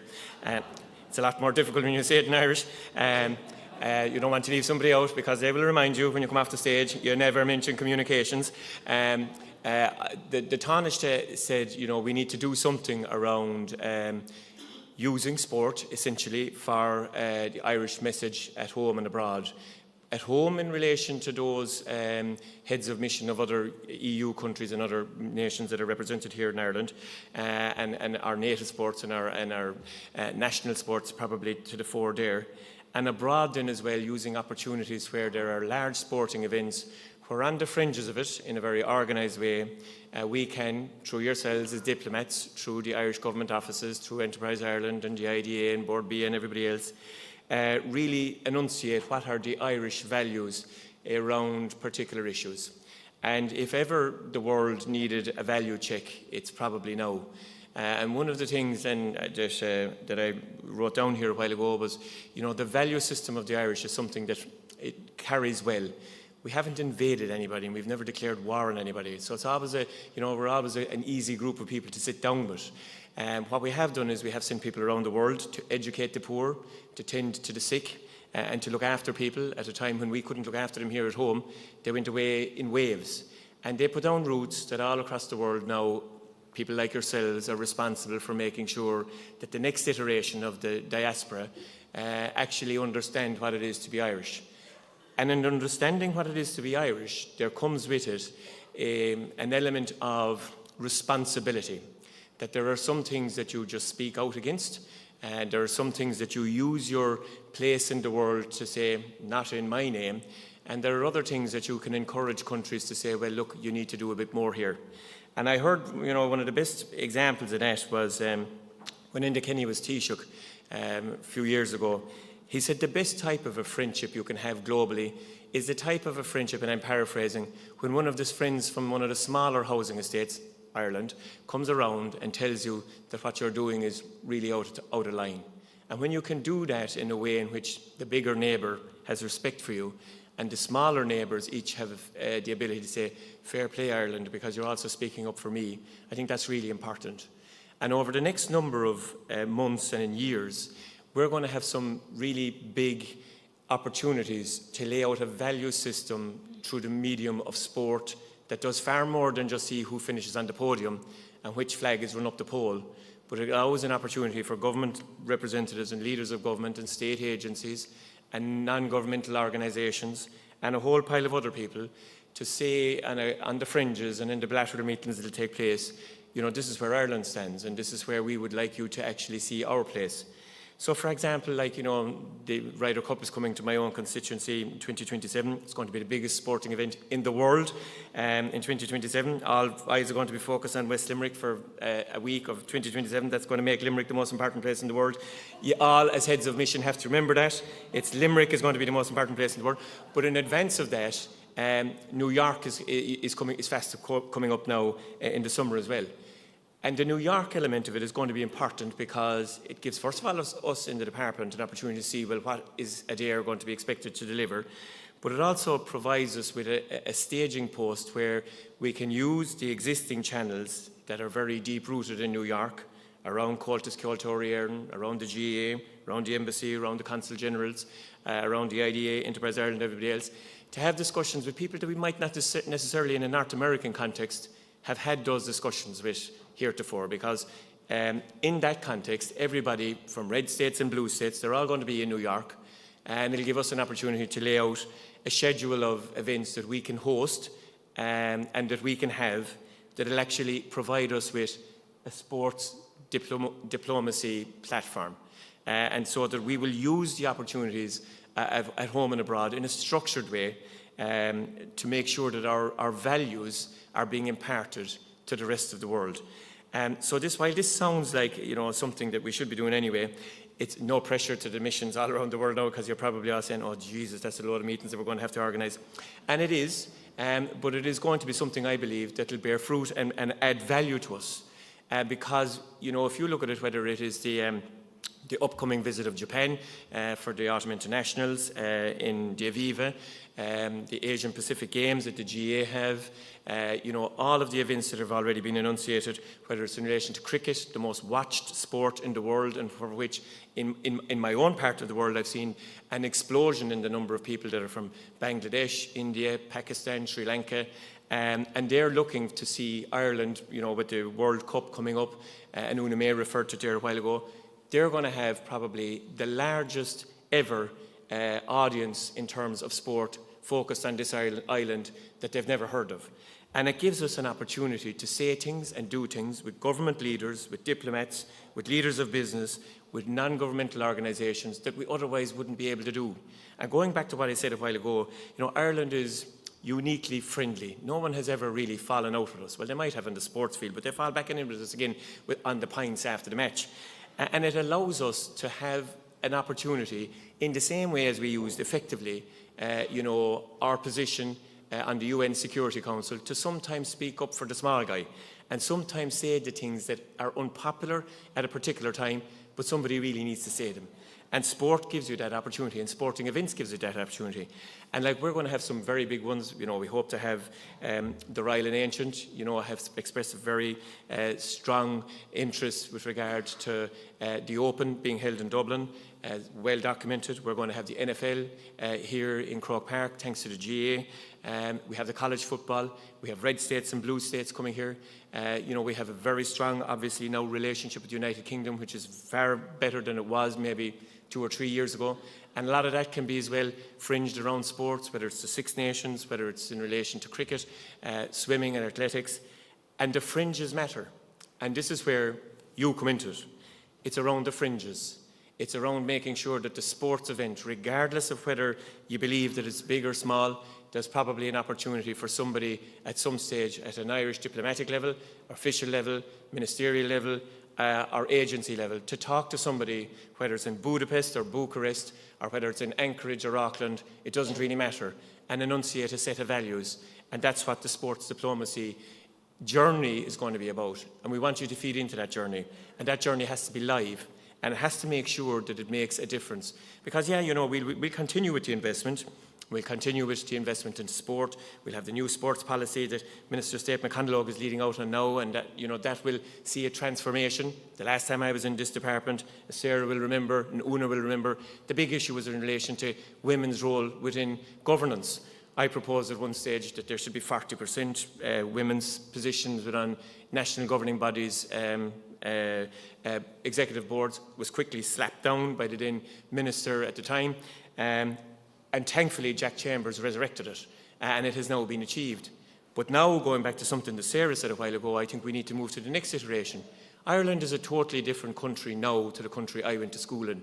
It isn't pale, male and stale anymore and conservative and inward-looking, like Jarlath said. It is a country of colour, it is a country of diversity, it is a country that is totally different to the country of the 1980s. And we need to ask ourselves in our national governing bodies of sports, and Jarlath said that there's a difficulty with regards to young people that look differently to me and sound differently to me coming into our national games. We have to confront that, because at the end of the day, these people are part of our community. They're Irish, they're born and bred and reared here, and whether their people originally come from India or the Philippines, we should be, subscribing to the idea that some stage one of their descendants will go up the steps of the Hogan stand and take the Liam McCarthy Cup for the 7th time in a row for Limerick. And when we get to that, I think we will have assimilation. But there's other things that we could do as well around the issue of sports governance.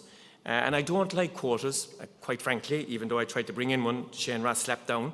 But I do think we're going to need a quota at some stage that makes our national governing bodies look differently to what they look like at the moment. Because Ireland is a totally different country. And if you're heads of missions and your ambassadors and consul generals and all the rest of it, and you're saying that, Ireland has turned the corner and Ireland is totally different, but yet the first opportunity they get to meet us in a sporting event, we all look the same, there's a bit of an issue there. And when I was in Japan last week, the Toyota Ceilidh band were entertaining me. Now, Toyota is like Murphy in Japan. I only found out about it. It's a surname. It's not just a car brand. And these are all young men and women from Japan, no connection whatsoever to Ireland, playing the most fabulous Irish music, and 8 dancers, ranging in age, dancing North Kerry slides and West Limerick polkas.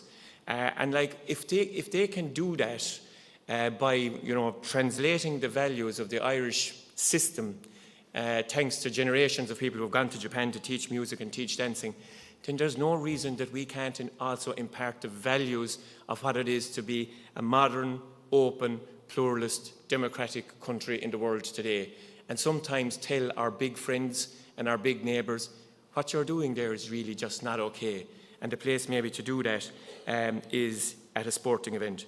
With regard to what Jarlath said there, and it kind of provoked me around Olympic status for the GA. I've always been maintaining this for a long time, but when breakdancing could make it into Paris 2024, I don't see why Limerick can't make it into Brisbane 2028 or 2032.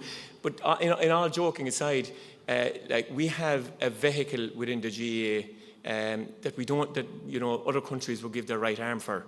And we need to use it, and we do use it, and ambassadors use it. And any time, whether I've gone abroad to New Zealand or to the United States or wherever, the first place they'll bring you to is to the local GA community, which invariably are run by young men and women, some with a connection, some with no connection at all. But they're doing it for the love of games to a country that in many cases they haven't even visited. And we need to, to really nurture that and encourage that. because I was in San Francisco for St. Patrick's Day. I was out on an island in San Francisco Harbour, not Alcatraz. It's called Treasure Island, as Jarlath referred to. And it's a fascinating place. You know, this place was recovered from the Second World War to be rebuilt into an amenity. Inside, in the middle of it, there's 2 full-size GA fields. They have a training surface, dressing rooms, and GA headquarters for the county board out there. In a lot of cases, some of our county boards here would give their right arm for. And they've done it off of all volunteerism. They get some support from the Department of Foreign Affairs, and they're very appreciative of it. But they're doing it because of the love of the game. And the days that I was outside there was people who had, their kids from San Francisco Council. These are council members. There were people who were heavily involved in the police force, people who were very heavily involved in other state agencies and local authorities who just want their kids to play hurling and football. And the soft diplomacy there is a real sports diplomacy, is about imparting what it is to be Irish and the Irish value system. So we're going to need your help to do this. This is not something that we're going to do over a weekend or anything like that. It's not something that, the most important place in the world in 2027, West Limerick, is going to be able to achieve on its own. But it's going to be something that we're going to do in many iterations over a number of years at a number of different events with your help, with the help of the national governing bodies of sport, with the help led by Sport Ireland, to really, I think, use the system that sport gives us. Sport's a real unifying system, and it allows you to speak to somebody on your level and maybe give a very difficult message, but a very important message nonetheless, and particularly at the moment. The team in Osaka was around creativity and the art of creativity to break down differences. If ever the world needed people to come together through the medium of something other than a roaring and shouting match, it's now. And sport gives us that. And to all of you that are responsible for, flying the flag with regard to diplomacy around the world, I think the tools of sport are something that is really important in your armoury going forward. And as Minister with responsibility for it and for culture, and we'll be coming back to you again with the cultural element, I would ask you to use all and every avenues that are there to make sure that people know about Ireland and they know about our value system, and they know whether it's in Soldier Field against New Zealand or in New York with Rory McIlroy and the European team coming up in the summer, that they know more than just about sport. They also know about what we stand for and who we stand for. And I think that's really important. So thank you very much.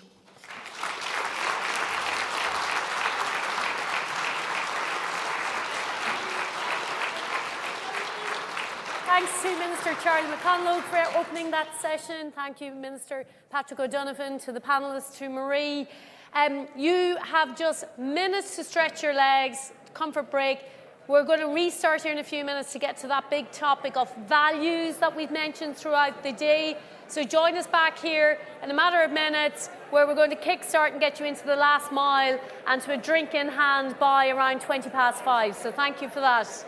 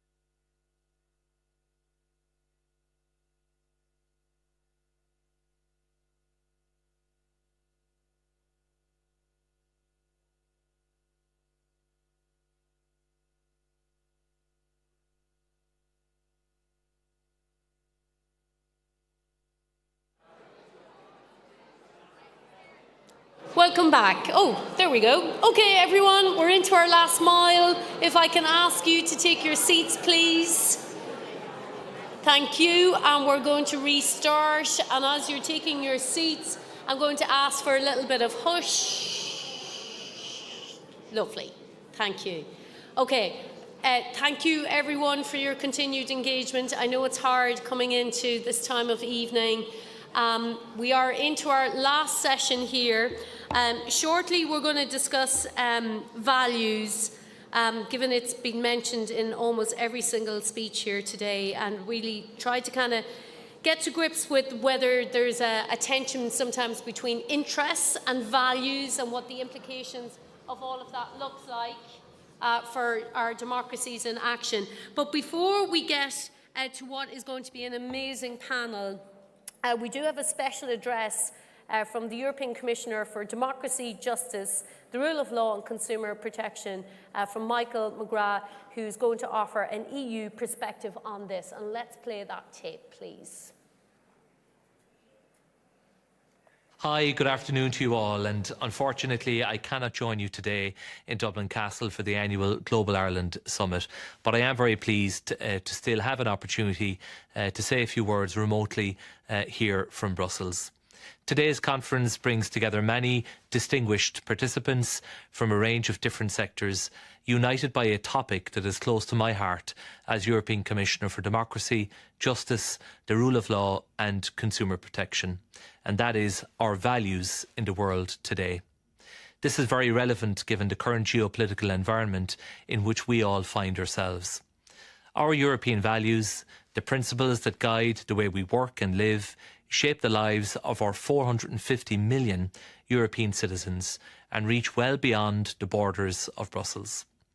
And Ireland stands out as a clear example of a nation that upholds and embodies these values. In keeping with today's theme, I'd like to share a few thoughts from a European perspective. The EU is founded on the core values of freedom, democracy, equality, the rule of law and respect for human rights. These are not just European values. They are the cornerstones of Irish society and very much align with Ireland's approach on the international stage today. As an inclusive and forward-thinking society, Ireland sets an example of how EU values can be lived and realised. And as an Irish person, I take great pride in seeing how deeply embedded these principles are in our daily lives and our national identity. However, they should not be taken for granted. We can see that they are very much under threat in the current global environment. And this is where each of us has a role to play. As public representatives and officials, as leaders in civil society, business leaders and as citizens, we all collectively serve as ambassadors for our core principles and values that underpin not just our democracies, but also the very way of life that we enjoy. My work takes me to many parts of the world, and I've seen firsthand the work that the Irish Diplomatic Corps undertakes to spread these values. We have a duty to stand up for and also uphold our democratic values, to respect the rights and freedoms of others, and to speak for and defend those who cannot speak for themselves. Yet the current global climate demands more from us, which means there is no greater impetus on us to promote these values, to stress their benefits to those who have become disillusioned, and to push back against those who would seek to undermine them, and indeed to tear them down. In addition to being an ambassador for our values, Ireland can take a leading role in global affairs when it assumes the Council presidency in July of next year. This is an important responsibility to promote and defend not just our own values, but our shared values as a union, and to push back against those who would criticise and undermine our democratic norms and institutions. In particular, I look forward to working with the Irish Government on the areas within my own responsibility: democracy, justice, the rule of law and consumer protection. Europe is at its most successful when it unites, and as Ireland has done during previous presidencies, I know you will work to strengthen European unity, to confront the challenges that we are currently facing. And at a personal level, I really look forward to working with our Taoiseach, our Taoiseach, with your Secretary General, Joe Hackett, and with the team here in Brussels, led by Angela Donoghue and Coit Moran, both in advance of and indeed during the Irish presidency. How we think about our own values is very much apparent in our actions, and Ireland's core values continue to be at the centre of this work. And I am very encouraged by the Programme for Government's expressed commitment to protecting Irish democracy. I'm also heartened by Ireland's continuing commitment to international development, including the focus on climate change and the education and safety of women and girls. We must remember too that the island of Ireland is where one of the most successful and renowned peace processes was achieved, and that this experience should and does carry huge amount of weight internationally. The European Commission is also committed to defending our collective democracies. Foremost among our efforts will be the European Democracy Shield, with which we will tackle the growing threats to democratic institutions, systems and processes, while at the same time promoting societal trust and building resilience. The approach to this shield must be assertive, strategic and involve the whole of society. In line with this, I'm seeking the views of EU citizens through a public consultation, which will help inform me and my team in putting the right tools and supports in place. A further way the European Union supports Member States and citizens is through the annual Rule of Law report, through which the Commission assesses the rule of law situation and offers guidance and recommendations to Member States on how this may be improved to the highest of standards.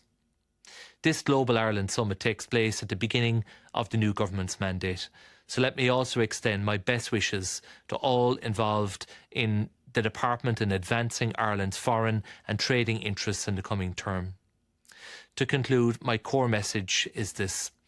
Each of us has a role to play in upholding and promoting our values. We are all ambassadors for our values in our day-to-day work. And the promotion and defence of our values should remain apparent in our actions as policymakers. Thank you to the Department of Foreign Affairs and Trade for the invitation to say a few words with you today. I'm sorry I can't be there in person. Hopefully there will be another opportunity in the future, but I wish you an informative and a productive discussion over the remainder of the day. Gurav Mila Mahagav Galer.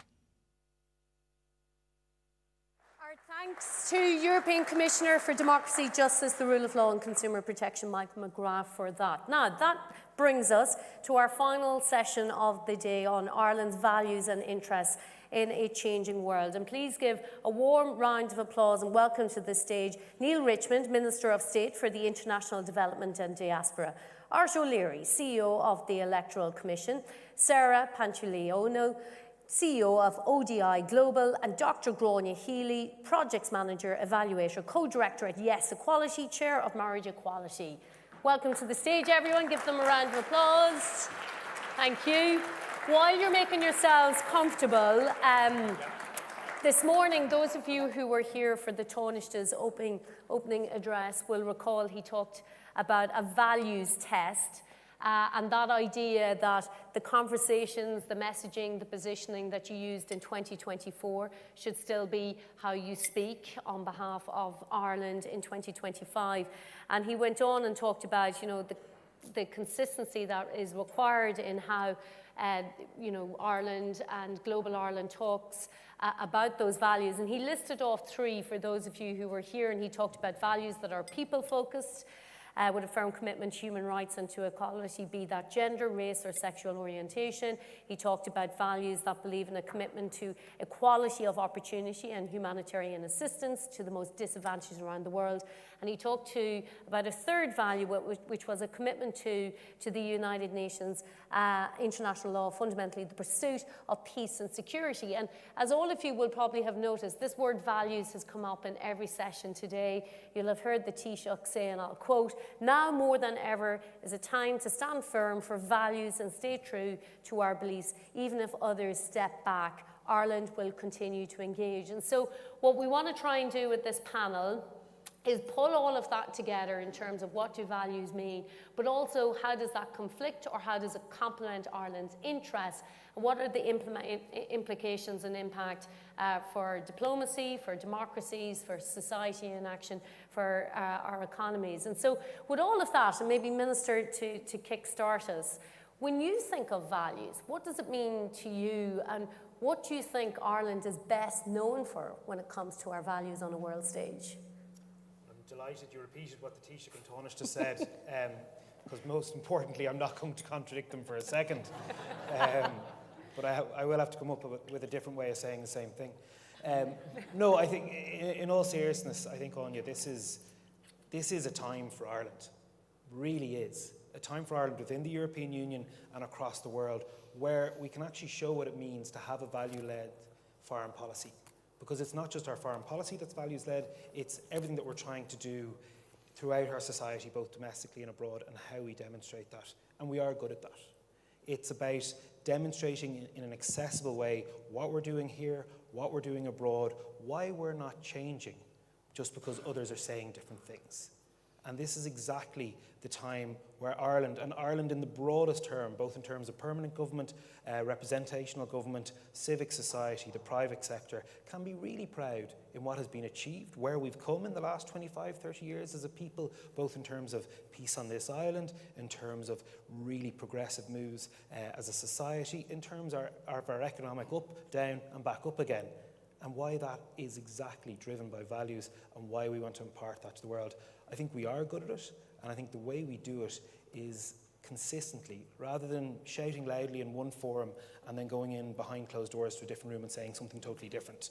It has to be in every opportunity that we lead with our values, we do it in the right tone, the right manner, and we do it in a way that is authentic to who we are. Art, that's a really important point, isn't it? It's the consistency, the constancy of articulating those values, particularly when it comes to democratic values, which I imagine is what you think about a lot. Yeah, Míle Buíochas, Anya. I'm very fortunate. I mean, I have one of the best jobs in Ireland right now. I get to deal with democracy all day, every day. I probably enjoy this job more than anyone in this country. Well, except maybe Des Cal and RTE. He seems to like his job too. But democracy is a very precious thing, you know, and the most fundamental expression of our values as a nation is how we deal with democracy in this country. So maybe the good news first, you know, in the most recent Global Democracy Index, Ireland placed 8th in the world in relation to democracy, you know, which is an extraordinary result. We scored a perfect 10 out of 10 in electoral processes and political culture. You know, the two areas where we have to do some work is public participation and functioning of government. So I'm happy to do the first one if the Minister is happy to do the second one. So we are fortunate in this country in that Irish people historically have had great confidence in electoral processes and great trust in results. There's never been an issue around any of that. But we face all kinds of challenges now in relation to our democracy, electoral interference, and many, many issues which might impact on the integrity of elections are absolutely to the fore right now. And we're plugged into many, many international networks here, and this is where we get to talk to people facing similar challenges. And I've been in more doom-filled rooms in the last 2 years than can be good for anybody. But we have to give people hope, and I think this is where I've been surprised, because the Electoral Commission on Comisiún Tóchán is 2 years old now, and like every 2-year-old, we're crawling around on the floor trying to learn as much as we can. But I was astonished, and maybe I shouldn't have been surprised, at the welcome that the international community gave to this new Electoral Commission, because Ireland's reputation on the world stage in relation to democracy and the wider values piece is really well recognised. And as someone said to me, and he said this is off the record, he said, some of the biggest brains in the world right now are in this room dealing with this issue of how we deal with mis and disinformation. And But he said, I'm so glad Ireland is here because we can move from this feeling of helplessness to the notion that we can get hard jobs done. And it reminded me of something that a former Minister for Finance said when he was talking about somebody really intellectually gifted but with a very poor record of delivery. It's got, this fella has a big engine but no gearbox, you know. So the Irish diplomatic community bring the gearbox to that. So they're able to convert awareness into action. Gráinne, what does it mean to you in terms of when you hear the others talk about values? Because you have proved that here in Ireland we can campaign and contest referenda on the strength of values. Yeah, so here we are, 10 years later, a couple of weeks we'll have the anniversary of the referendum vote on marriage equality. And I think there were lots of people, certainly when myself and Brian were the co-directors, we had lots of naysayers saying this is never going to happen. Irish people will never vote for this. So we decided we were going to run, and we were advised by wonderful people like Noel Whelan, you know, who were able to, they'd won and lost referenda in the past. So running values-based campaigning was about trusting, and mindful of the work that Art used to do in the Constitution Convention, about trusting people, saying actually, you know, people are good. Inherently, the Irish people, you know, have a kind of a good gut instinct. You know, we're great givers. When there's a disaster, we give loads of money. So there's a kind of an innate goodness. But if you're running a referendum campaign, how can you use values? And rather than trying to impose a set of values, we did a whole series of focus groups where we asked people, on a good day, when you're thinking of yourself as Irish, how would you describe yourself? And people came up with, we think Irish people are fair. We think Irish people are inclusive. We think love is something that Irish people have for each other and for those outside. We also think that this issue of being fair and inclusive and loving people is also about being generous. So we built our campaign, which won us almost 63% of the vote, on those values, because we were reflecting back to the electorate what they had told us were the values, the days when you are really proud of being Irish. These are the kinds of values, and they fit very neatly into the ones that the Minister has mentioned, the EU values. So they're kind of a subset, and I would argue, having been in other countries talking about that model, they're very particular to Ireland. I was working in Montenegro. I told them what our values were. They laughed at me. Montenegro would never, you wouldn't get people out to vote. I said, do your research. What are your values? And the Montenegrins, as part of their acquis communautaire work, were able to tell me, we're a resilient people. We have survived. I thought, grand. They're the values you need to build a campaign around. Sarah, does that tally as you look at Ireland versus rest of the world? Would it be very clear to you looking in? Yes, it's very clear what Ireland's values are. But not only that we campaign, we position, we lobby, we use our soft power on the strength of those values. But is it changing? Are a lot of other countries taking a different approach that is maybe a little bit more transactional? I mean, it's undeniable the other countries are taking a more transactional approach. We're all witnessing that, we're seeing that.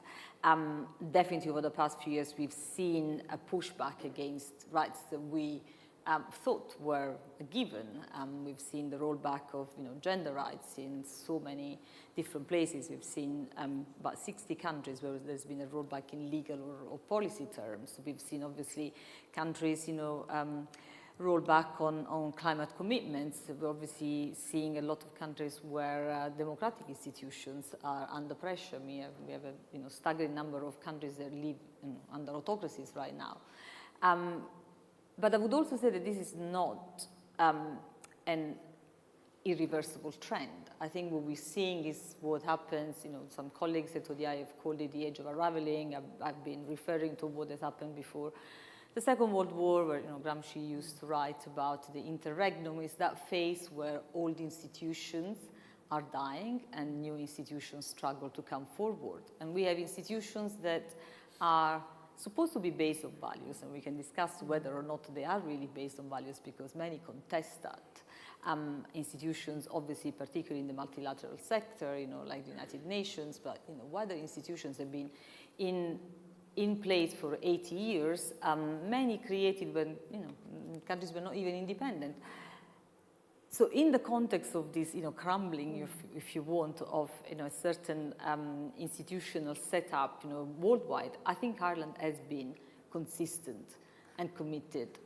And in this era of unravelling, this age of unravelling, talk to me a little bit about what the UK has established in terms of, what was it called, the UK Soft Power Council. It Say is more. indeed. Yeah, so I sit on the UK Soft Power Council for my sins. And it's been really interesting. It was set up by the Foreign Secretary and the Secretary of State for Culture, Media and Sport, and brings together about 25, 26, I think. We have leaders from, and super connectors, I think they call us, from different parts of, different agents of soft power in the UK. And I was joking to colleagues that if the UK had the level of soft power that Ireland has, we'd be laughing. Because I think you have an immense reserve of soft power that you could leverage a lot more. You don't have the baggage of colonialism. You are a country that doesn't have to justify why you want to engage with others. You have, a very strong reputation in terms of, a value-driven approach to foreign policy, but not just to foreign policy. You have demonstrated that consistently in your approach to partners and, building coalitions. You have music. You have your diaspora that amplifies, everything that you do. The GAA, I was hearing before. I mean, you have so much to build on. That could, points, yeah. Yeah. And Minister, on that we've even more leverage that we can use. And going back to, some people might remember as we were coming to the end of the panel on the economy earlier, with this great question from the top of the room and on Slido around our values aligned with our interests.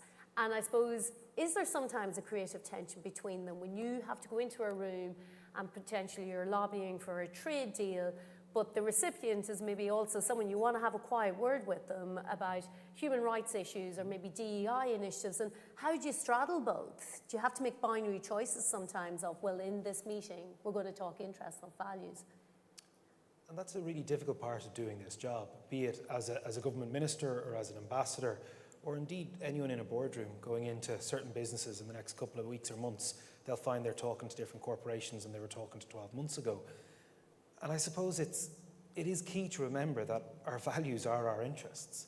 It's in our interests to have open trading countries. It's in our interest to have more women in positions of power. It's in our interest to have more girls in school. It's in our interest to have less child brides. It's in our interest to have global security. It's in our interest to have lower fuel prices. It's in our interests for the world to be a safer place. I really like Gráinne's list of what people think Irish people are. I would have used a far more simpler term. Irish people are pretty sound. Yeah. And I find that around the world, it's very rare you'll meet someone from Ireland who isn't sound. And that's the sort of attitude we have to bring in, is, okay, this is a meeting, it's a difficult meeting. We know what the central issue up for discussion is. That is going to be our focus point. But let's not lose sight of what we're concerned about. And I've sat in difficult meetings with ministers from countries who we simply disagree with on social policy. And it is the art of finding the appropriate way of saying what you want to say and when to say it. But never, ever think it's acceptable just not to say it. It is important because if you stay true to your values, you'll see that our values support our interests. But you have to work hard then in those moments, presumably, to find the common ground. So not be passive, assert yourself, but know the outcome in mind. Yeah, and I was really taken by the panel beforehand in relation to sports diplomacy. That's the first and easiest place to find the common ground. No jokes about it. And I remember that as a very poor, failing salesman, I was told to find the common ground and read the GAA results the day before and try and spoof it, you South Dublin, hadn't you? 15 years in electoral politics, I've done all right so far. But I think this is the key thing. It is finding that common ground. It's not going necessarily always in for confrontation. And I think this is the key thing.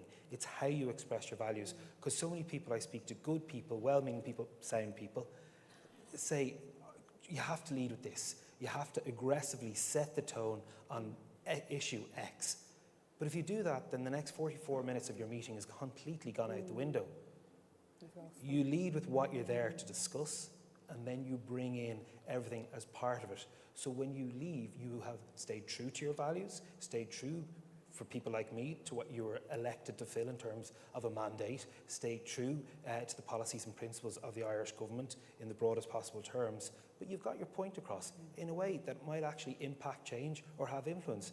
Because going in looking for an argument, not only are you going to lose, but you're not actually going to make any tangible change. You're not going to further your interests. Art, do you agree ultimately interests and values are just, they have to be interconnected and ultimately on the same page? Yeah, in my world, it's very, very straightforward indeed. They are exactly the same thing.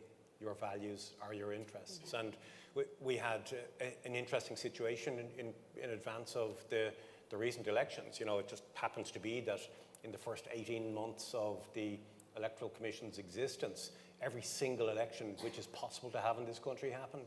So the Oireachtas envisaged that we would have quite serious powers in relation to the management of mis and disinformation and online content, but the powers are never commenced. So faced with the idea, well, listen, we've no regulatory authority, no sanctioning authority, no investigative authority, so we can't sit and do nothing. So we brought all of the social media companies into a room. Now, we're fortunate here in Dublin, they're all based here, so it's easy to get them in a room.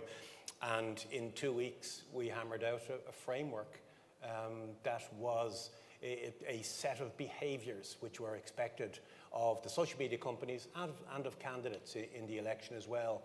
Because if you appeal, and the one thing that, Graham, you touched on it here, the one strength that Ireland has, great storytellers. We are well able to communicate. And the bottom line here is that we've just said to the social media companies, you don't want, after this event, to be in a situation where a failing on your part affected the integrity of the election. So I was warned before we went into the room that there was no chance in getting this done in 2 years.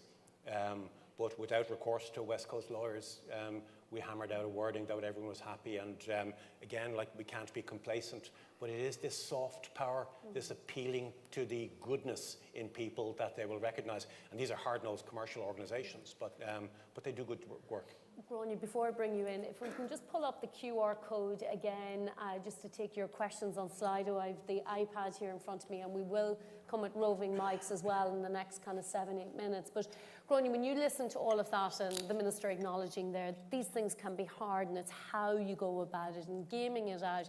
And sometimes you're not going to go in and lob the ball immediately. You're going to win the room and build towards it. How feasible, though, do you think it is for Ireland, in your experience, of sometimes trying to hold the line on the interests and the values? I think, but the Minister and speakers earlier on were talking about, we spoke a lot about having conversations. And so much of negotiation, making ground, is not about going in and making demands, although there's a lot of shouting going on globally at the moment. How much that will win, we will see. But in our campaign, we decided we couldn't tell people how to vote. So instead, we trained our volunteers to knock on a door and say, hello, I'm voting yes. Can I tell you why? Now, I knocked on dozens of doors. I didn't have one closed on me because it was the start of a conversation. So I think that translates into the international conversations that all of our representatives have to have every day. It's about tone, it's about approach, and it is about consistency. You go back often enough, things change, and maybe you're the one who has driven the change. So I think that that is a really important in international diplomacy, in workplace, in family. All of that is about how you approach trying to move people. Our job was to move 1 million voters. We knew we had everyone under 25, they were absolutely with us.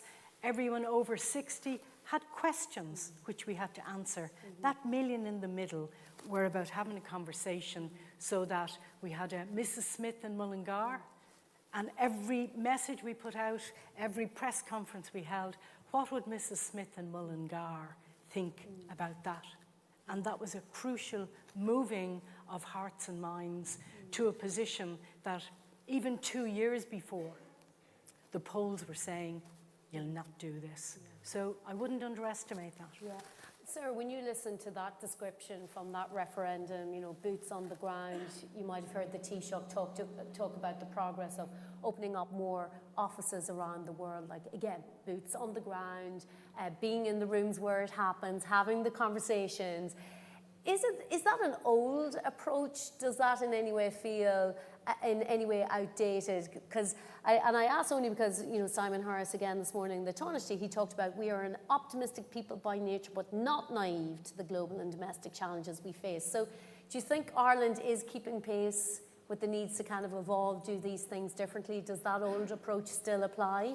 I think Ireland is very good at balancing a principled and pragmatic approach at the same time. And I don't think that is, what he's doing is naive. On the contrary, he continues to be consistent in its approach, both around the issues and the countries with which engages. Ireland doesn't set up an office everywhere. It has set up offices in countries where he wanted to deepen that relation and wanted to advance, the values, the principles, the objectives of its foreign policy. And I think that is what you get from Ireland. You get that clarity, consistency on issues, and that, if you want, the reliability in the relationship that so many partners appreciate. In the world I inhabit of international cooperation, what we've seen from Ireland, so continuously has been being very consistent on its priorities.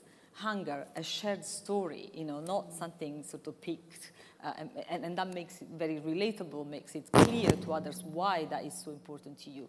Climate, women's rights issues, peace and security, these are things that Ireland has, held dear for a long time. Countries in which Ireland has prioritized its investment, if you take Ukraine aside, Ireland has always invested its international official assistance, development assistance, into the poorest countries. 90% of Ireland's assistance goes to the poorest countries. If you look at the average across that countries, is more like 36%. Ireland has been very reliable. We at ODI Global issue a principled aid index every few years. The first one, Ireland topped the principled aid index. The second time, it was second after Sweden. It's consistency at the top in terms of how its official development assistance aligns with the normative framework with human rights. That makes Ireland trusted by partners. And that's not insignificant when you want to create coalitions, when you want to also have trade relations, when you want to advance other interests. That foundation of trust. On Sarah's list there, Minister, was women's rights, and political polarisation along gendered lines is intensifying. What do you think is the role Ireland can play when it comes to gender equality, taking the lead, pushing back against that intensification that we're seeing along gender lines at the moment? Well, two things. Firstly, domestically, I think the political class, we have to be honest, we haven't done enough here. We don't have 50-50 in our Oireachtas, we don't have 50-50 in our cabinet, we're a long way off that. That is a failing of the political class, particularly the likes of me who've been part of government parties for quite some time. You admit that, we're not perfect. And it's really important, whatever discussion, whatever conversation you have, is you never talk down to people, even if you find their opinions abhorrent, because you're never going to turn people around. But I think where we have an opportunity now, and where it really is the time for Ireland, is to demonstrate our unwavering commitment to women and girls, particularly in the global south, in the developing world, when, for whatever reason, other countries, member states in the European Union, across Europe, across the world, are cutting their international development programme and are specifically targeting gender initiatives. We're not going to fill the gap, but we absolutely have to be vocal about why we're doing this, why we think it is disgraceful that we see funding being removed from projects that are working to eradicate FGM, why we think it is absolutely abhorrent that people think it's okay for girls to be married off at 12 or 13, why we think it is simply wrong that in repressive regimes where women aren't given the same basic courtesies, never mind the rights or equality that we appreciate here, that people are somehow thinking that's okay. Instead, we will continue our funding of initiatives that support women and girls across the global south, and we're going to be really loud about it. And if people are prepared to stand up and say, well, you know what, I think in the interests of budgetary efficiencies, we don't need to budget for FGM eradication this year, well, you're going to have to defend that, because we're more than happy to defend our increased spending in that area. Okay, thank you for that, Minister. We have lots of questions coming in Slido, and I would like all of you to have the opportunity to pick up on the gender equality piece, so hopefully we'll cover it off in the Q&A. But going to Slido, Kate asks, do you think there are strategic areas where our values and interests are at odds? How can we best manage that? Anyone want to lead out on where you see them at odds, misaligned? Otherwise, I'll let you have a think and I can come back to it. So maybe Stu and, yeah, Gráinne. Depends on what we mean by misaligned. I mean, there's no doubt that in the first few days of President Trump being elected, he made comments about trans people that have led to people losing their jobs, people afraid to travel to the States. So there are some times when you have to think, this is really at odds with us. But as was said earlier on, if we drop our values in that instance, it becomes Trumpism. It becomes simply transactional. And I want to say, having travelled quite extensively around Europe in particular, to speak, especially colleagues in Hungary and in Poland, where LGBT rights are under threat, when they hear Ireland speak on international platforms, they are so glad that our little tiny Ireland is standing up to, they would see the big fellas, and is speaking out on their behalf, because they feel very few other people do that for them. So sometimes there is this misalignment, but if we drop the values, who are we? Okay, thank you, Kate, for that. Sonia asks, with the international decline in funding for development cooperation, what does this mean for the future of Ireland's ODA strategy and programmes? Anyone want to, Minister? I mean, the whole, Sarah, go for it. I'm sorry. No, Go, absolutely. Go for it. Just to say that the entire architecture of international development is undergoing a dramatic shift. So I think Ireland will have, in a way, to help shape, along with the other donors, what this is going to look like, because there is no way that we could continue with the current system, or think that the current system can withstand the changes that will last for the next 4 years. I mean, the shutdown of USAID undermines the entire humanitarian infrastructure. The curtailing of funding to international development from the US undermine the system as it is. So right now, the most important thing Ireland can do is use its leverage with partners, both in the DAC and with the low and middle income country partners, to help rethink how we create a system that is more inclusive, where resources are used better, where the efficiencies is increased, but that also remains a principled, norm-based system where the norms are protected. Minister, do you want to Yeah, it'd be remiss if I didn't add a comment or two, and trust me, I could speak for 4 hours on this, but I'll try and keep it to 40 seconds. Let's be quite frank, the international development system, and indeed the entire multilateral order through the United Nations, they're facing absolute existential crises. There's no point ignoring it. No one is putting their heads in the sand. But Ireland's opportunity and responsibility has never been more pressing. And certainly from a personal point of view, I'll be using every opportunity at EU Foreign Affairs Councils, at a G20 meeting, at the UN General Assembly, in every single engagement, domestically and international, to make the point that Ireland is not cutting back on its international development programme. In fact, I am hoping, and if Mr Chambers is dialing in, that I'm going to push hard that we actually are able to increase that budget, or at least increase the discussions around it, because my greatest fear is we can get lost in the political decision with USAID, but however, there is a trend through the European Union with member states and indeed in the UK of cutting back on aid programmes, and it's now become quietly acceptable. And this is where it gets to the core of our values. Just because it's quietly acceptable doesn't mean an excuse to do it. And that is where we put our money where our mouth is when it comes to supporting our values and saying loudly what we believe in. Okay, thank you, and thank you to Sonia. Question from Orla. How do we balance public promotion of our values in international situations where quiet, private advocacy can often have more chance of success? So it's the private versus the public.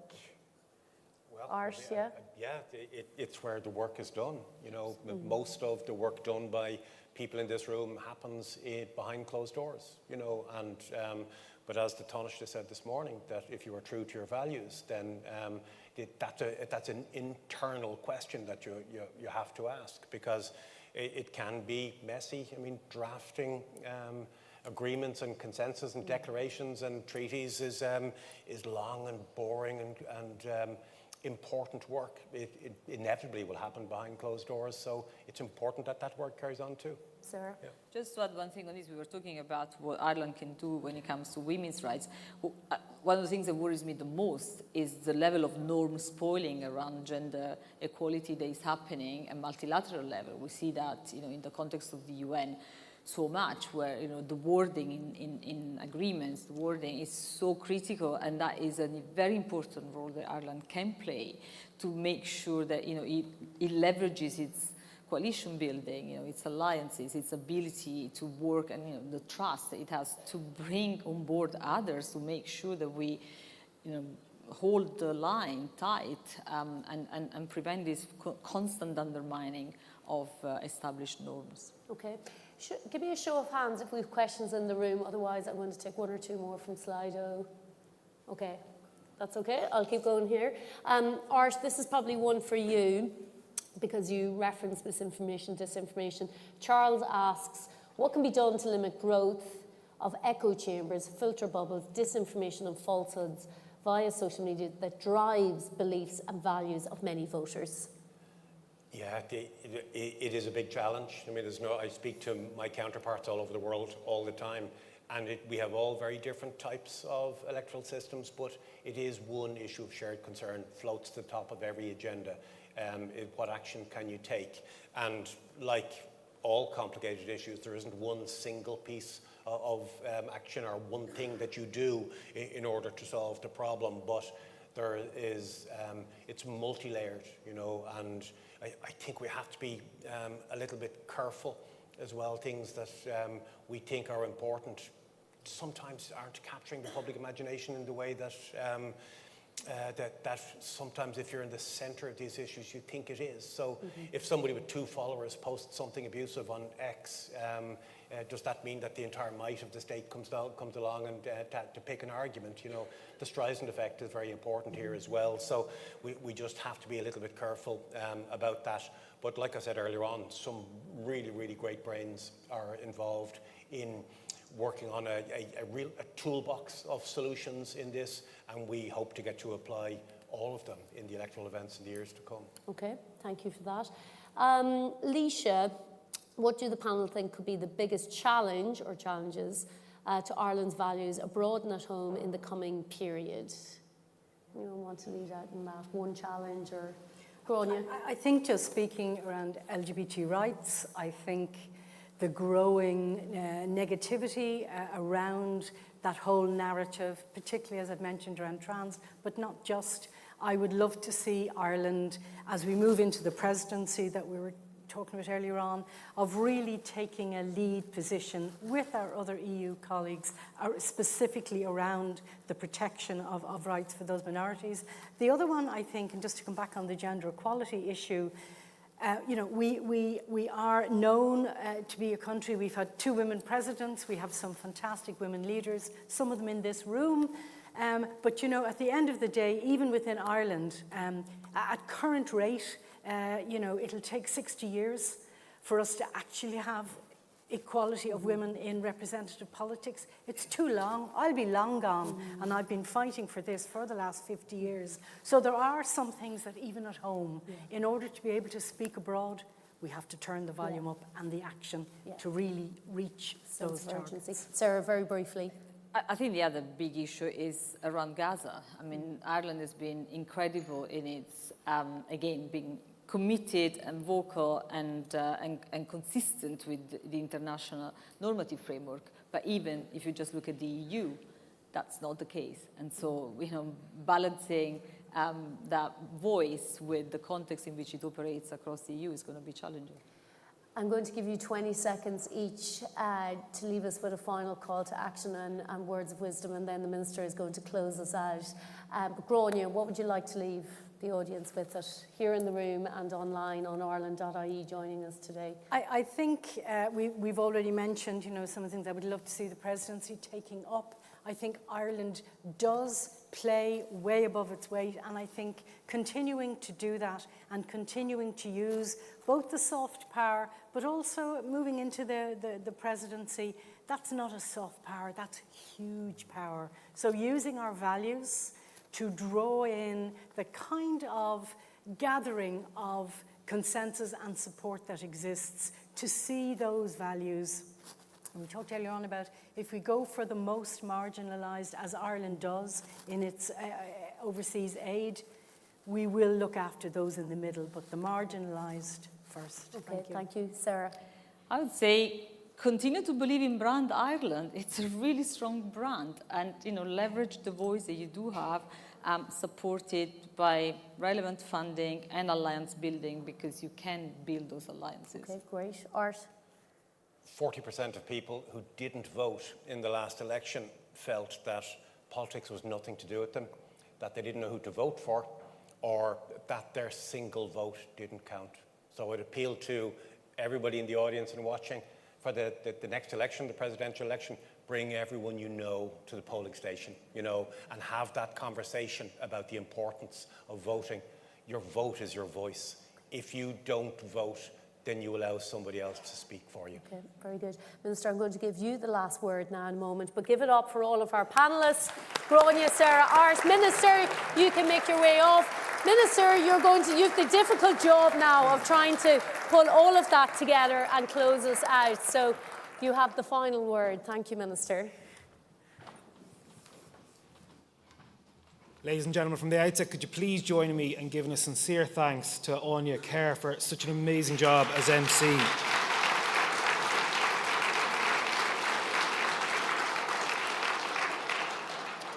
I'm not going to ask you to give yourselves a round of applause, but I would like to sincerely thank every single person, both in this room and who have joined us online, for joining us today in what I think has been a really wonderful opportunity to engage in what it means to be part of Team Ireland, both those who are on Team Ireland and those who are friends of Team Ireland. And I'd like to think that some of the discussions here today, and they have been ridiculously varied, the ones that I haven't been in the room for, I was able to see on the screens outside, or indeed back in my office online, and we've really seen a number of truly complex issues drilled down by people who have such expertise, such knowledge, such passion, and that will ensure that we're able to take away that in this rapidly changing global environment, what being part of Team Ireland and what dealing with Team Ireland is all about.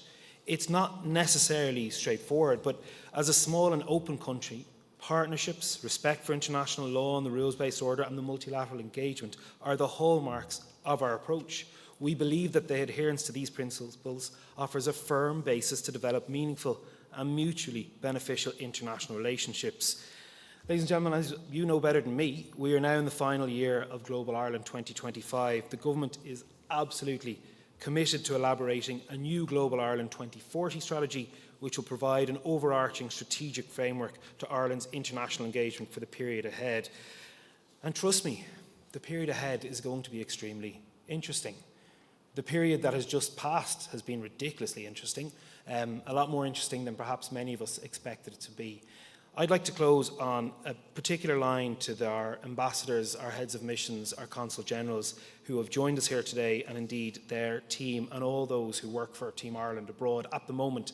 Bear in mind that those who work for Team Ireland domestically at the moment will perhaps this August be moving abroad. I have been very, very lucky over my political career to see firsthand exactly the work that goes in on behalf of our country. We talked earlier about the work behind the scenes, the quiet negotiation, but perhaps we don't talk about the emotional strain that is placed on those who represent Ireland abroad. The emotional strain of dealing with that difficult phone call to a family who've lost a loved one, to people who unfortunately are facing very difficult obstacles in their life abroad, to people who are lonely, to people who've fallen on difficult times, but equally the secondary emotional strain of what's it like to be away from home. Trust me, I managed living abroad for 2 years and I got too homesick, I wanted to move home to my mammy. I know it's hard, and as smart alecky as that remark sounded, it goes way deeper than perhaps too many people appreciate. 2 words that politicians really struggle with are thank and you. So by concluding, to particularly those who've joined us who are based abroad, those who will soon be going abroad, those who have served abroad, or those who engage on behalf of our country, home and abroad, thank you very much, and I'd hope you'll be able to join us briefly outside for some refreshments on this typically sunny summer's day in Dublin. Thank you.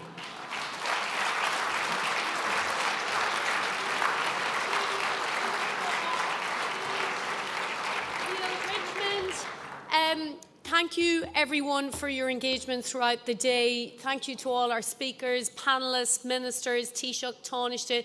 Thank you to the Department of Foreign Affairs team, who I think deserve a huge round of applause, putting on this event today. A wonderful programme.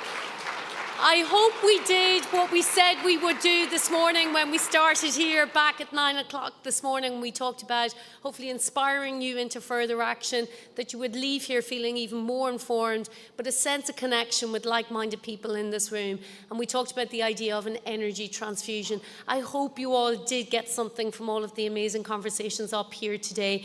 And I do think we kept coming back to principles and purpose and values, and you know, it's a reminder in a world where there's so much technological advances and sometimes the world can feel a little bit out of our control, but it is people and people's values and conversations, and leading by listening, leading with empathy. That is how Ireland continues to advance the values, what it stands for in the world today. And if I were to try and kind of surmise badly, but I do think one of the lessons for me reflecting back on today is that idea of continuing to be loyal to the ambitions that you have for your country, for your citizens, rather than being loyal to the fears that can put us all back inside our comfort zones. Because what rings through today is that all of you can go and be super stubborn about the values, the missions, what Ireland wants to stand for in the world today and in the years to come.